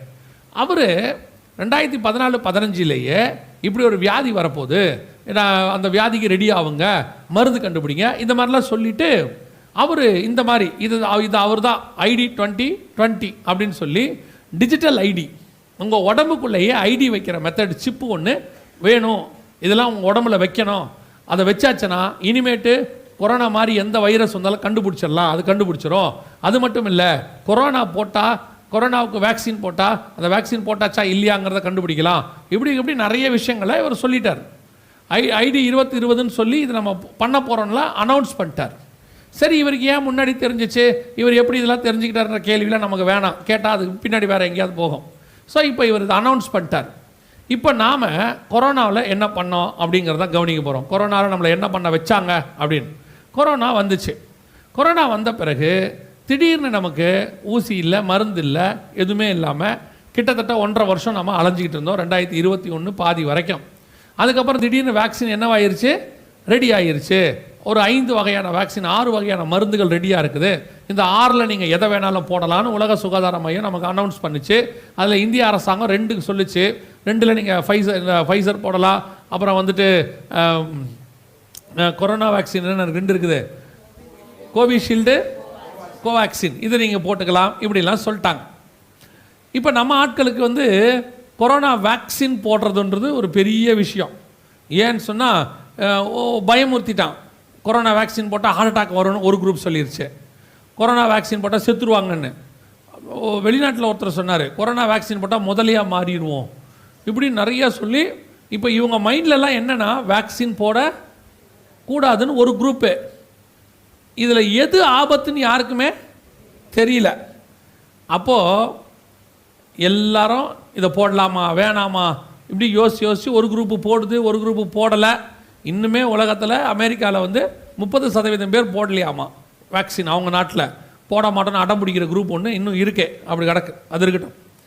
இப்போ இப்படி நடந்துக்கிட்டே இருக்கும்போது நம்மால் ஒருத்தர் நமக்கு சொல்கிறாரு, பாஸ்டர் வேக்சினே போடாமல் வேக்சின் போட்டால் மாதிரிலாம் சர்டிஃபிகேட் வாங்கிடலாம் தெரியுமா அப்படின்னு. இப்போ இவருக்கு கொரோனா வேக்சின் தான் பிரச்சனை, எது பிரச்சனை இல்லை, சர்டிஃபிகேட் பிரச்சனை இல்லை. இவருக்கு என்ன வேணும், இப்போ இவருக்கு சர்டிஃபிகேட் வேணும். சர்டிஃபிகேட் இருந்துட்டால் போதும், நாம் எல்லா இடத்துக்கும் என்ன செஞ்சிடலாம், எல்லா வேலையும் ஆட்டோமேட்டிக்காக நடக்கும், ஆஃபீஸ் போயிடலாம். ஆனால் கொரோனா இன்ஜெக்ஷன் மட்டும்தான் போடக்கூடாது அப்படிங்கிறது அவருடைய மைண்ட் செட். அப்போ எல்லாருடைய மைண்ட்லேயும் கொரோனா வேக்சின் தான் ஆபத்து, சர்டிஃபிகேட் ஆபத்து இல்லைன்னு மனசில் பதிஞ்சிருச்சு. அதுதான் அவங்க செஞ்ச பெரிய விஷயம். உங்களை ஒரு ஃபோர்ஸ் ஒன்று பண்ணாங்க பாருங்கள். வேக்சின் இருக்கிறவங்க தான் வேலைக்கு வரணும், சர்டிஃபிகேட் இருக்கிறவங்க தான் வேலைக்கு வரணும், வேக்சின் போட்டவங்களுக்கு தான் ஷாப்பிங் மால் போகலாம், வேக்சின் போட்டவங்க தான் ட்ராவல் பண்ணலாம், வேக்சின் போட்டவங்க தான் என்ன செய்யலாம், எல்லா இடத்துலையும் கூடலாம், வேக்சின் போடாதவங்க சர்ச்சுக்கு வரக்கூடாது, வேக்சின் போடாதவங்க அங்கே வரக்கூடாது, இப்படின்னு ஒன்று சொல்ல நம்ம ஆளுக்கு இப்போ எது முக்கியமாக போயிடுச்சு, சர்டிஃபிகேட்டு முக்கியமாக போச்சு. இவனை பொறுத்த வரைக்கும் வேக்சின் பிரச்சனை இல்லை, வேக்சின் சர்டிஃபிகேட் தான் பிரச்சனை. ஆனால் உண்மையிலேயே பிரச்சனை வேக்சினான்னு தெரியாது எனக்கு, ஆனால் வேக்சின் சர்டிஃபிகேட் பெரிய பிரச்சனை. என்ன பண்ணுச்சு, உங்களை வேக்சின் சர்டிஃபிகேட்டை எதோட இணைச்சாங்க, ஆதாரோட இணைச்சாங்க. ஆதாரோட இணைச்சிட்டு இதை உங்கள் உடம்புலையே வைக்கிறதுக்கான ஒரு வேலையை ரெடி பண்ணி வச்சுருக்குறாங்க. இப்போ என்ன பண்ணுவாங்க, திடீர்னு ஒரு அனௌன்ஸ்மெண்ட் கொடுத்தாங்க இல்லையா, வேக்சின் போட்டவங்க மட்டும்தான் எங்கே வரணும், வெளியே வரணும், வேக்சின் போட்டவங்க தான் ஆஃபீஸ் வரணும், வேக்சின் போட்டவங்களுக்கு தான் கவர்மெண்ட்டில் வேலை செய்யணும், இல்லைன்னா கிடையாது, கம்பல்சரி போட்டு அத்தனை பேருக்கும் இந்த சர்டிஃபிகேட். இப்போது எத்தனை பேர் சர்டிஃபிகேட் போட்டாங்க, எப்படி இவங்களை கண்காணிக்க போகிறோங்கிறது தான் கான்செப்டே. இப்போ உங்களோட சர்டிஃபிகேட்லாம் எங்கே இருக்குது, ஃபோனில் இருக்குது இல்லையா, ஒரு சிலர் பிரிண்ட் அவுட் வச்சுருக்கிறீங்க. இப்போ பல இடங்களுக்கு நீங்கள் போகும்போது உங்கள் வேக்சின் சர்டிஃபிகேட், இ சர்டிஃபிகேட்னு பேர் அதுக்கு, அதை கேட்பாங்க. நிறைய பேர்கிட்ட திடீர்னு இருக்காது. நான் ஒரு தடவை பாம்பேக்கு ஊழியத்துக்கு போகிறேன், கொரோனாவுக்கு அப்புறம் நிற்க வச்சு எல்லாரையும் சர்டிஃபிகேட் எடுங்கன்றாங்க.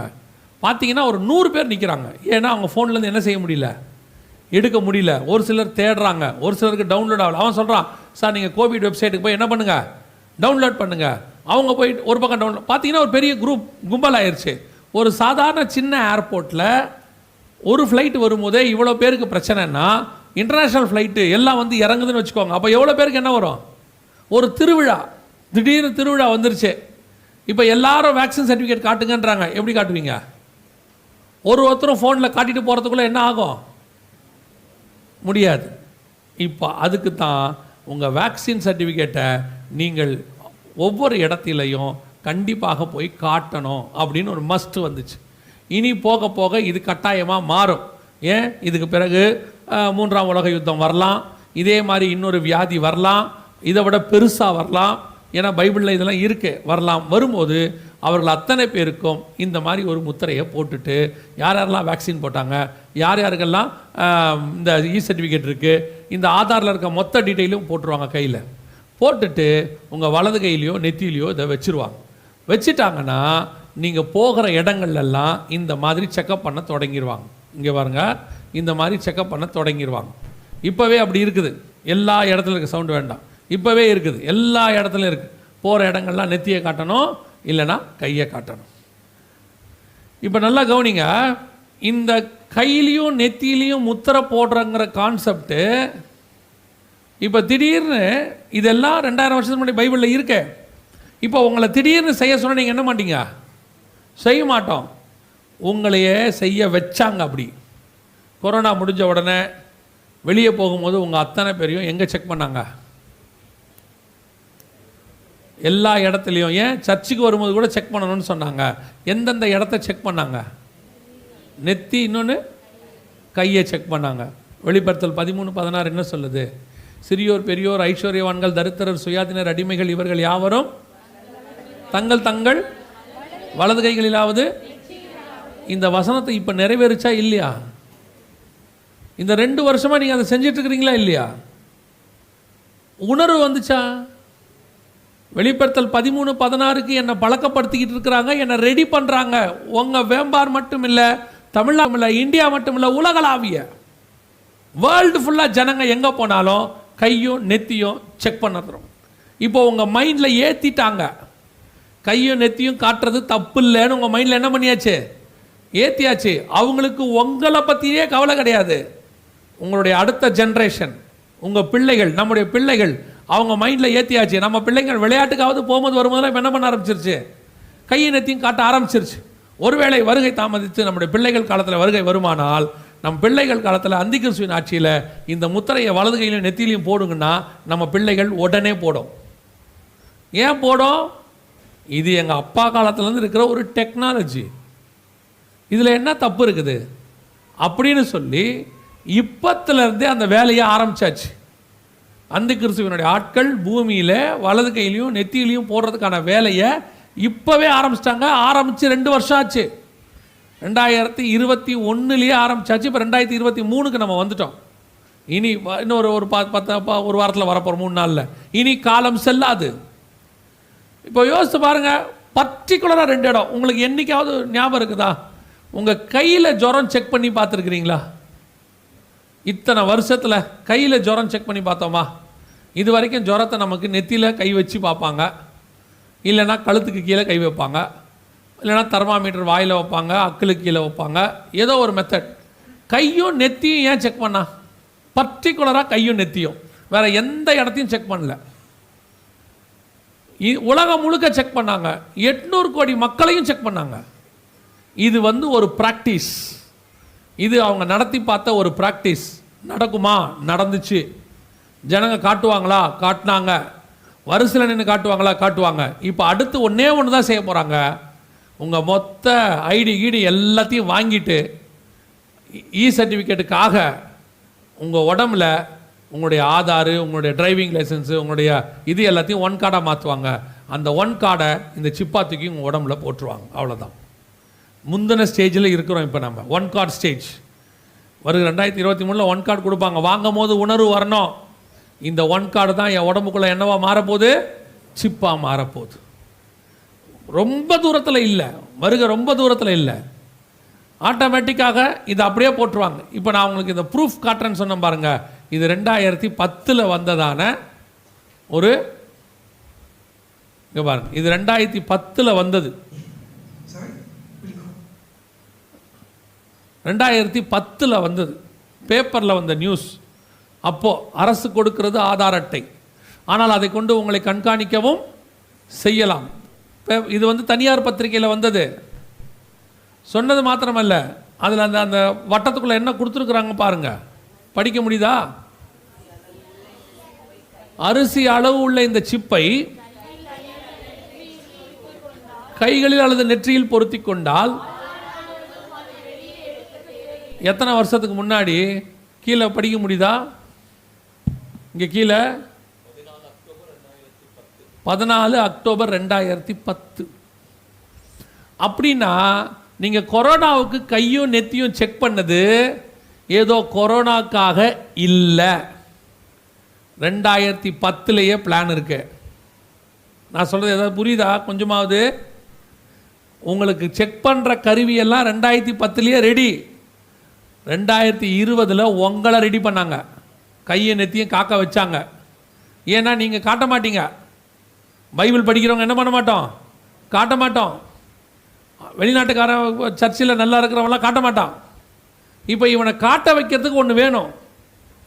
அதுதான் வேக்சினோடைய சர்டிஃபிகேட்டோடைய ப்ரூஃபாக வரக்கூடிய ஐடி 2020 சிப்பு. அவ்வளோதான்.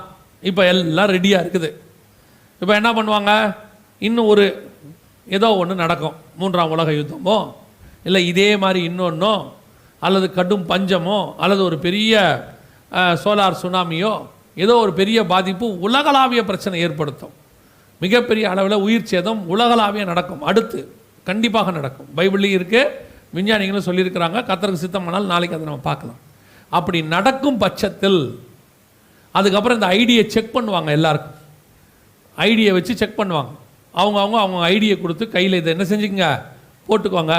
இனி இது இருந்தால் தான் நீங்கள் வேலைக்கு போகலாம், இது இருந்தால்தான் பிள்ளைங்க ஸ்கூலுக்கு போகலாம். இது ஆன்லைனில் கூட நீங்கள் இந்த உங்கள் தம்பு இம்ப்ரெஷன் வச்சாதான் உங்களுக்கு என்ன ஆகும், உள்ளுக்குள்ளே ஆப்குள்ளே நீங்கள் போக முடியும். ஸோ இந்த சிப் இஸ் வெரி இம்பார்ட்டன்ட்னு சொல்லி இது வந்து ஏதோ அப்போ கொண்டு வர மாதிரி காட்டுவாங்க. அன்னைக்கு உள்ள பிரச்சனைக்கு சொல்யூஷன் மாதிரி கொண்டு வருவாங்க. இது ஏற்கனவே ரெடி பண்ணி வச்சதுக்கு தான் பிரச்சனையை உண்டாக்கி இருக்கிறாங்க. சொல்யூஷனை ரெடி பண்ணிட்டு தான் அவங்க பிரச்சனையை ரெடி பண்ணியிருக்கிறாங்க. நம்ம என்ன நினச்சிக்கிட்டோம்? பிரச்சனைக்கான சொல்யூஷன் தான் இந்த கையிலையும் நெத்திலையும் செக் பண்ணுறதுன்னு. கையிலையும் நெத்திலையும் செக் பண்ணுறது 2010 இருக்குது. இப்போ பிரச்சனையை வர வச்சிருக்கிறாங்க. ஆட்டோமேட்டிக்காக இன்னும் இதை விட பெருசு வரும். இதை விட பெருசு வரும்போது உங்கள் கைகளில் நெத்திகளில் செக் பண்ண மாட்டாங்க, கையிலையும் நெத்திலையும் சிப்பு போட சொல்லுவாங்க. அதுதான் உங்களுக்கு மெடிசன்னு சொல்லுவாங்க. அது வழியாக தான் மெடிசன் போடுவோம். போட்டவங்களுக்கெல்லாம் மெடிசன் நீங்கள் போட்டுட்டீங்க, வேக்சின் போட்டுட்டீங்கன்னா உங்கள் கையில் நெத்திலேயே எங்கேயாவது ஒரு இடத்துல சிப்பு இருக்கும். இருந்தால் தான் நீங்கள் வேக்சின் போட்டிங்கன்னு அர்த்தம். அப்போ தான் உங்கள் பிள்ளைகளுக்கு ஸ்கூலில் இடம் கிடைக்கும் அப்படின்னு ஒரு மெத்தடை கொண்டு வந்துடுவாங்க. இப்போ தான் உங்களுடைய விசுவாசத்துக்கு சோதனை ஏற்படும். இப்போ தான் உங்களுக்கு கடைசி காலத்தினுடைய மிக முக்கியமான காலத்துக்குள் நீங்கள் கடந்து போவீர்கள். உங்களுக்கு கர்த்தர் கேட்குற கடைசி கேள்வி அப்போ தான் வரும். என்ன வரும்? கர்த்தர் தெய்வமானால் கர்த்தரிடத்தில் வாங்கள், பாகால் தெய்வமானால் பாகால் இடத்துல போங்கள். உங்களுக்கு எது வேணுங்கிற காலம் வரும். உங்கள் செல்ஃபோன் கூட உங்கள் உடம்புக்குள்ளே வந்துடும், தெரியுமா? இனி செல்ஃபோன் கூட இருக்காது. இப்போவே என்ன பண்ண தொடங்கிட்டாங்க அப்படின்னு கேட்டிங்கன்னா, உங்கள் செல்ஃபோனை உங்கள் உடம்புலேயே வைக்க தொடங்கிட்டாங்க. இங்கே பாருங்க, இது இப்போ இருக்குது பாருங்க. இது துபாயில் உங்கள் சிப்பை உங்கள் கையில் போடுறாங்க. உங்களோட சிம் கார்டை எங்கே போட்டுறாங்க? உங்கள் கையில் போட்டுடுறாங்க. அவன் என்ன சொல்கிறான் பாருங்கள், அதில் என்ன சொல்லியிருக்கிறான்னா, no more cellphones, no more cellphones. அதை விட இவர் என்ன சொல்கிறார் பாருங்க. வரும் 2030ஆம் ஆண்டில் 6G தொழில்நுட்பம் வந்துவிடும் என நோக்கியோ நிறுவனத்தின் தலைமை நிர்வாக அதிகாரி பெக்கா லண்டன் தெரிவித்துள்ளார். மேலும் இப்போது பெரும்பாலும் அனைவரது கைகளிலும் தவறு மொபைல் போன் அப்போது பயன்பாட்டில் இல்லாமல் வழக்கறிந்து போய்விடலாம் எனவும் அதிலுள்ள பல அம்சங்களும் நமது உடலுடன் நேரடியாக கட்டமைக்கப்பட்டிருக்கும் எனவும் அவர் கூறியுள்ளார். அவர் என்ன சொல்கிறாருன்னா, செல்ஃபோனே இருக்காதாம்மா, நம்ம உடம்புக்குள்ளே என்ன பண்ணிடுவாங்களா, கட்டமைக்கப்பட்டுருவாங்க. 2030க்குள்ளே இப்படி நடக்க வாய்ப்பு இருக்குது அப்படின்றாங்க. இதுவும் பொய். அவங்க ஏற்கனவே அதில் ஆடு வந்துடும், எல்லாம் வந்துடும். இதுதான் வெளிப்படுத்தல் 13:16. அவ்வளோதான். தங்கள் வலது கைகளிலாவது நெற்றிகளிலாவது. இப்போ எல்லாம் ரெடியாக இருக்குது. வீடியோ ஆஃப் பண்ணுங்க. எல்லாமே ரெடியாக இருக்குது. கர்த்தர் சொன்னபடியே துல்லியமாக இனி காலம் கண்டிப்பாக செல்லாது. நம்ம கடைசி காலத்தினுடைய மக்கள். எப்போ வேணாலும் கர்த்தருடைய வருகை சம்பவிக்கும் நம்ம கண்ணுக்கு முன்னாடி. இனி நடக்கிற சம்பவங்கள் எல்லாம் வருகைக்குடைய கடைசி கால சம்பவம் தான் நடக்கும். இனி நீங்கள் இந்த 2023 2024 இந்த கணக்கெல்லாம் பார்க்கக்கூடாது. எப்போ இயேசு வருவாருங்கிறது தான் கணக்கு. இனி ஆயத்தப்பட வேண்டியது மட்டும்தான் கணக்கு. அவரோடு கூட நாம் பறந்து எப்படி போகலாங்கிற ஆயத்தத்தை தான் நம்ம யோசிக்கணுமே ஒழிய, இனி இத்தனை வருஷம் போகும், அத்தனை மாதம் போகும், எத்தனை வருஷம் வேணால் போகட்டும். ஆதி அப்போஸ்தலர்கள் காத்திருந்த மாதிரி நம்ம காத்திருக்க வேண்டிய காலத்துக்கு வந்துட்டோம். எப்போ வேணாலும் கிறிஸ்துவின் வருகை சம்பவிக்கும். இனி நாட்கள் நிமிஷங்களை தாண்டி மணி நேரங்கள் நொடிகளுக்குள்ளே நாம் வந்துட்டோம். இப்போ இவ்வளவும் கடைசி 20 வருஷத்துக்குள்ளே நடந்திருக்குது. அதனால தான் இதை கடைசி காலம்னு சொல்கிறோம். 2000வது வருஷம் வரைக்கும் எதுவுமே நடக்கலை. இவ்வளோ விஷயங்களும் எப்போ நடந்திருக்குது? இந்த கடைசி 20-22 வருஷத்துக்குள்ளே எல்லாம் தயாராகிடுச்சு. உலகமே வலது கையும் நெத்தியும் காட்டுறதுக்கு ரெடி ஆயிடுச்சு. எங்கே போனாலும் கையும் நெத்தியும் காட்டுறதுக்கு நம்ம என்ன ஆகிட்டோம்? ரெடி ஆகிட்டோம். நமக்கு அடுத்த ஜென்ரேஷனுக்கு அதை பழக்கப்படுத்திட்டாங்க. நம்ம பிள்ளைகள் எல்லாம் இனி ஸ்கூலுக்கு போகும்போது எங்கே போனாலும் இதை காட்டிட்டு வாங்கன்னு சொல்ல போகிறாங்க. அவ்வளோதான். ஸோ வெளிப்படுத்தல் ஆண்டவர் சொன்ன எல்லாமே ரெடியாக இருக்குது. இனி நம்முடைய வேலை ஒன்று தான், கர்த்தருடைய வருகையில் பிரவேசிப்பது. இதை எதையுமே சரி பண்ண முடியாது. நல்லா தெரிஞ்சுக்கொள்ளுங்க. இன்னும் கொஞ்சம் சரி பண்ணலாமா, இது கொஞ்சம் ரெடி பண்ணலாமா, எதுவும் செய்ய முடியாது. இனி ஒன்று தான் செய்ய முடியும், வருகையில் நாம் போகிறது. இதை விட்டாச்சுன்னா ஒருவரும் தப்பி போகாத லிஸ்ட்டில் உங்களையும் கொண்டு போய் வச்சுருவாங்க. அதுக்கு பிறகு ஒரு அரசாங்கத்தின் முத்திரையை உங்கள் கையில் போடுவாங்க. அது அந்தி கிறிஸ்துவனுடைய முத்திரையாக இருக்கும். அது அவனை சார்ந்தது. மொத்தம் 2 முத்திரை தான் பைபிளில். ஒன்று பரிசுத்த ஆவியாகிய முத்திரை, இன்னொன்று மிருகத்தின் முத்திரை. மிருகத்தின் முத்திரை போட்டால் பாதாளம், பரிசுத்த ஆவி முத்திரை போட்டால் பரலோகம். அவ்வளோதான். இப்போ நம்ம பரிசுத்த ஆவியின் முத்திரையை பெற்றிருக்கிறோம். இப்போ நமக்கு பாதாளத்துக்கு போகக்கூடாதபடிக்கு கர்த்தர் நமக்கு ஒரு நல்ல வாய்ப்பை கொடுத்துருக்கிறார். நான் திருப்பியும் சொல்கிறேன், ஆண்டவர் உணர்த்துறதுனால சொல்கிறேன், உங்களை கர்த்தர் அதிகமாக நேசிக்கிறார். நீங்கள் சின்ன க்ரௌடு, சிறு மந்த, அதுதான் குவாலிஃபிகேஷனே. பெரிய பெரிய கூட்டங்கள் தேவனை விட்டு தூரம் போன போது சின்ன மந்தைக்கு கர்த்தர் உணர்த்தி கொண்டிருக்கிறார். உங்களுக்கும் எனக்கு ஒரு நல்ல வாய்ப்பு கொடுத்துருக்கிறாரு. இனி காலம் கண்டிப்பாக செல்லாது. ஒவ்வொரு நாளும் ஆயத்தப்பட வேண்டிய இடத்துக்கு வந்துட்டோம். இந்த வருகையில் நான் போகணும், என்ன செய்யணும் அப்படின்னு கேட்டால் மிக முக்கியமான சில காரியங்கள் இருக்குது. குறிப்பாக 7 காரியங்கள் இருக்குது. அதை நான் சொல்லிவிட்டு முடிக்க விரும்புகிறேன். முதலாவதாக, இயேசு கிறிஸ்துவின் ரத்தத்தினாலே பாவ மன்னிப்பின் நிச்சயத்தை நீங்கள் பெற்றிருக்க வேண்டும். இயேசு என் பாவத்தை மன்னிச்சாருங்கிற நிச்சயம் இருக்கணும். இல்லை நான் கிறிஸ்தவ குடும்பத்தில் பிறந்தேன், நான் தலைமுறையாக கிறிஸ்டின்னு, நான் கிட்டத்தட்ட 3 தலைமுறை 4 தலைமுறை சர்ச்சு உருவான காலத்துலேருந்து இருக்கிறோம், முதல் கல் வைக்க முதல்ல இருக்கிறோம். நீங்கள் யார் வேணால் இருந்துக்கோங்க. எப்போ தாயின் வயிற்றில் பிறந்தோமோ, வசனம் அப்படி தான் சொல்லுது, என் தாய் என்னை பாவத்தில் கர்ப்பம் தரித்தாள். பிறந்த அத்தனை பேருக்கும் ரட்சிப்பு தேவை. கிறிஸ்தவ குடும்பத்தில் பிறந்தாலும் சரி, கிறிஸ்தவ குடும்பத்தில் பிறக்காமல் இருந்தாலும் சரி. நீ எந்த குடும்பத்தில் பிறந்தன்றது முக்கியம் இல்லை. பிறந்துட்டீங்க, பிறந்தவங்களுக்கு எல்லாம் என்ன வேணும்? ரட்சிப்பு தேவை. ரட்சிப்புன்றது என்ன?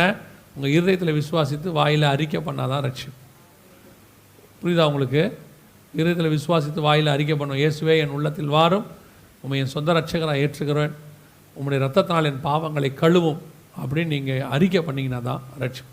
2வது, பிதா குமாரன் பரிசுத்தாவின் நாமத்தினாலே தண்ணீரிலே மூழ்கி ஞானஸ்தானம் எடுக்கணும். தண்ணியில் மூழ்கி எடுக்காத ஞானஸ்தானம் கிடையாது.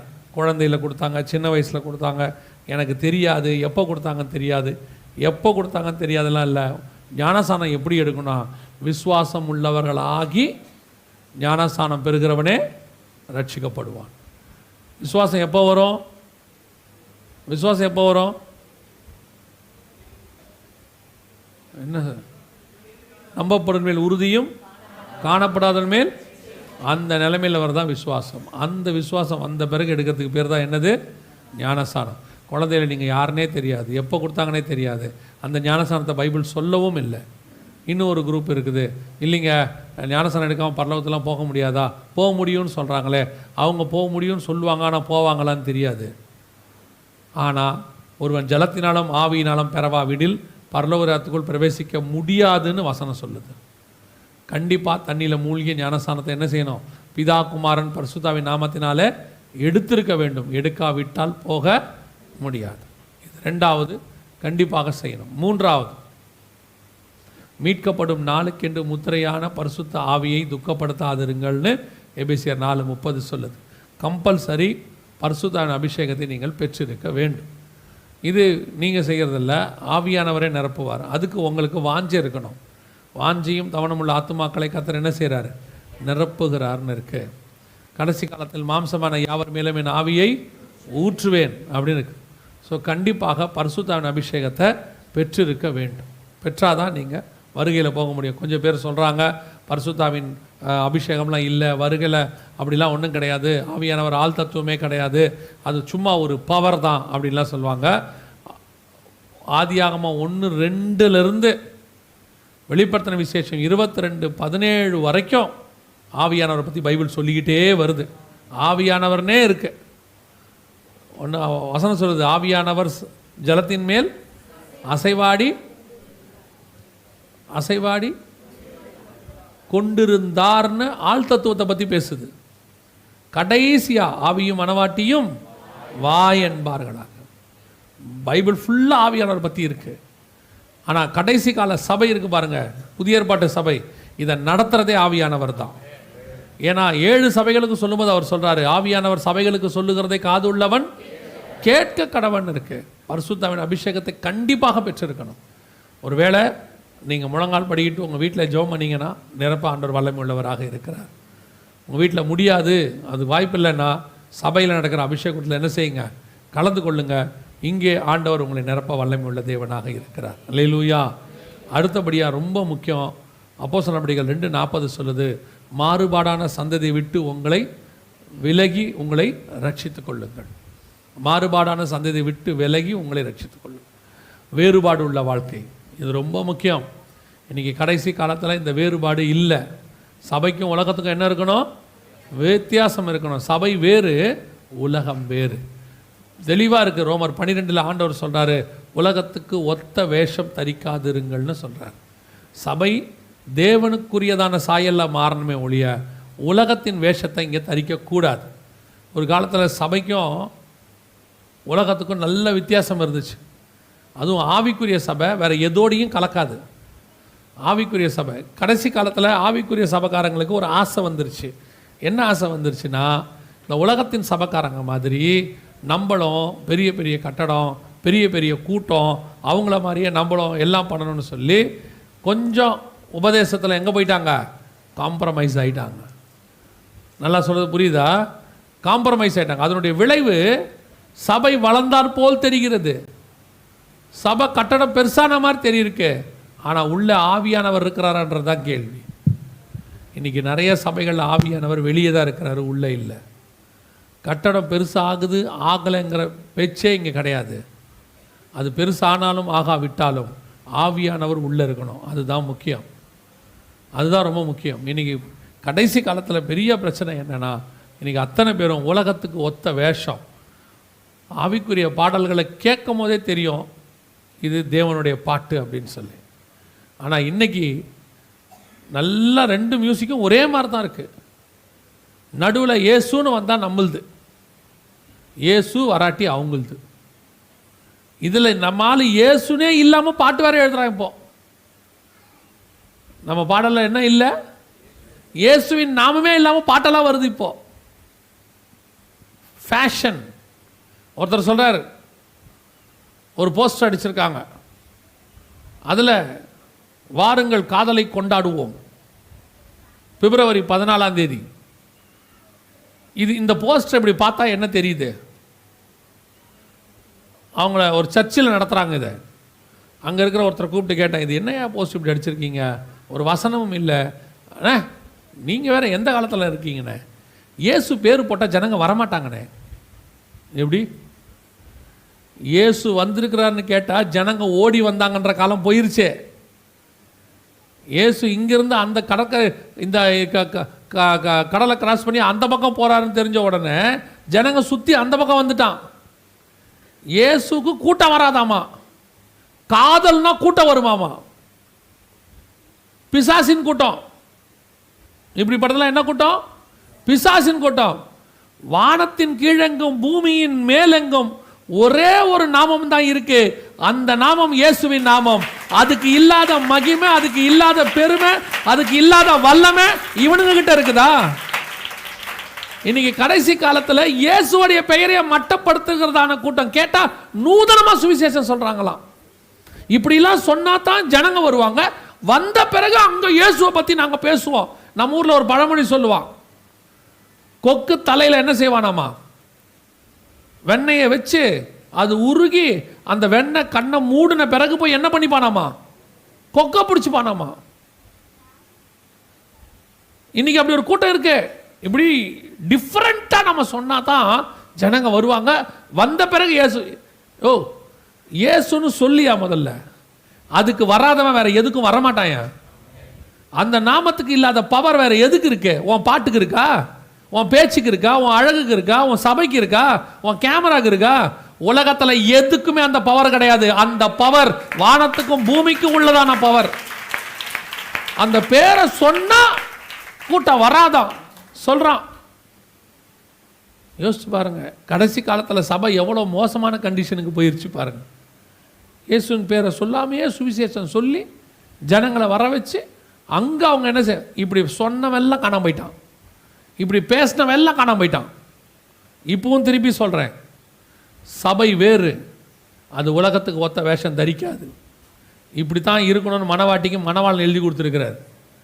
உலகத்தில் இருக்கிற மனவாட்டி எப்படி வேணாலும் இருக்கலாம், அது அவனுடைய மனவாட்டி. இது கர்த்தருடைய மனவாட்டி. இது எப்படி இருக்கணுங்கிற டிசைன் பரலோகம்தான் சொல்லியிருக்குது, நீங்கள் யாரும் சொல்லக்கூடாது. இன்னைக்கு சபையை மோசத்துக்கு உலகத்துக்கு ஒத்த வேஷம் தரித்து இஷ்டப்படி ஆட்டம், இஷ்டப்படி பாடுறது கேட்டால் அப்போ தான் யூத் விரும்புவான், அப்போ தான் கூட்டம் வரும். கூட்டம் வரும், எத்தனை கூட்டம் அங்கே வரும். இங்கே வர்றது முக்கியம் இல்லை, அங்கே வரணும், அதான் ரொம்ப முக்கியம். விசுவாசிகளுக்கு சொல்கிறேன், இன்றைக்கி கடைசி காலத்தில் உங்களை மோசம் போக்கும்படி நிறைய பேர் வெளியே அலையிறான். வித்தியாசமான உபதேசங்கள். ஒருவேளை இங்கே கொடுக்குற உபதேசங்கள் உங்களுக்கு கடினமாக இருக்கும், ஆனால் இந்த உபதேசம் உன்னை பரலோகத்துக்கு கொண்டு போகும். அதுதான் முக்கியம். கேட்கறதுக்கு நல்லா இருந்துட்டு நீ நரகத்துக்கு போகிறத விட கேட்கறதுக்கு கஷ்டப்பட்டு இருதயத்தில் குத்தப்பட்டவனாகி பரலோகத்துக்கு வந்துடுறது நல்லது. அல்லேலூயா, அதான் ரொம்ப முக்கியம். இந்த வேறுபாடுள்ள வாழ்க்கை, இன்னும் சில காரியங்கள் இருக்கிறது. இதை குறித்து நான் உங்களுக்கு நாளைக்கு சொல்லுகிறேன். கர்த்தருடைய வருகை தாமதிக்குமானால் நாம் ஏந்திரிக்க போகிறோம், நாம் ஜெபம் பண்ண போகிறோம். வெகு சீக்கிரம் ஆண்டவர் வரப்போகிறார். இனி காலம் கண்டிப்பாக செல்லாது. நாம் எல்லாம் எழுந்திரிப்போம். நாம் ஒரு 5 நிமிஷம் எனக்கு இருக்குது, அதில் முடித்து பாஸ்டர் கையில் கொடுக்க விரும்புகிறேன். கொஞ்சம் சீக்கிரம் எழுந்திரிப்போமா எல்லாரும்?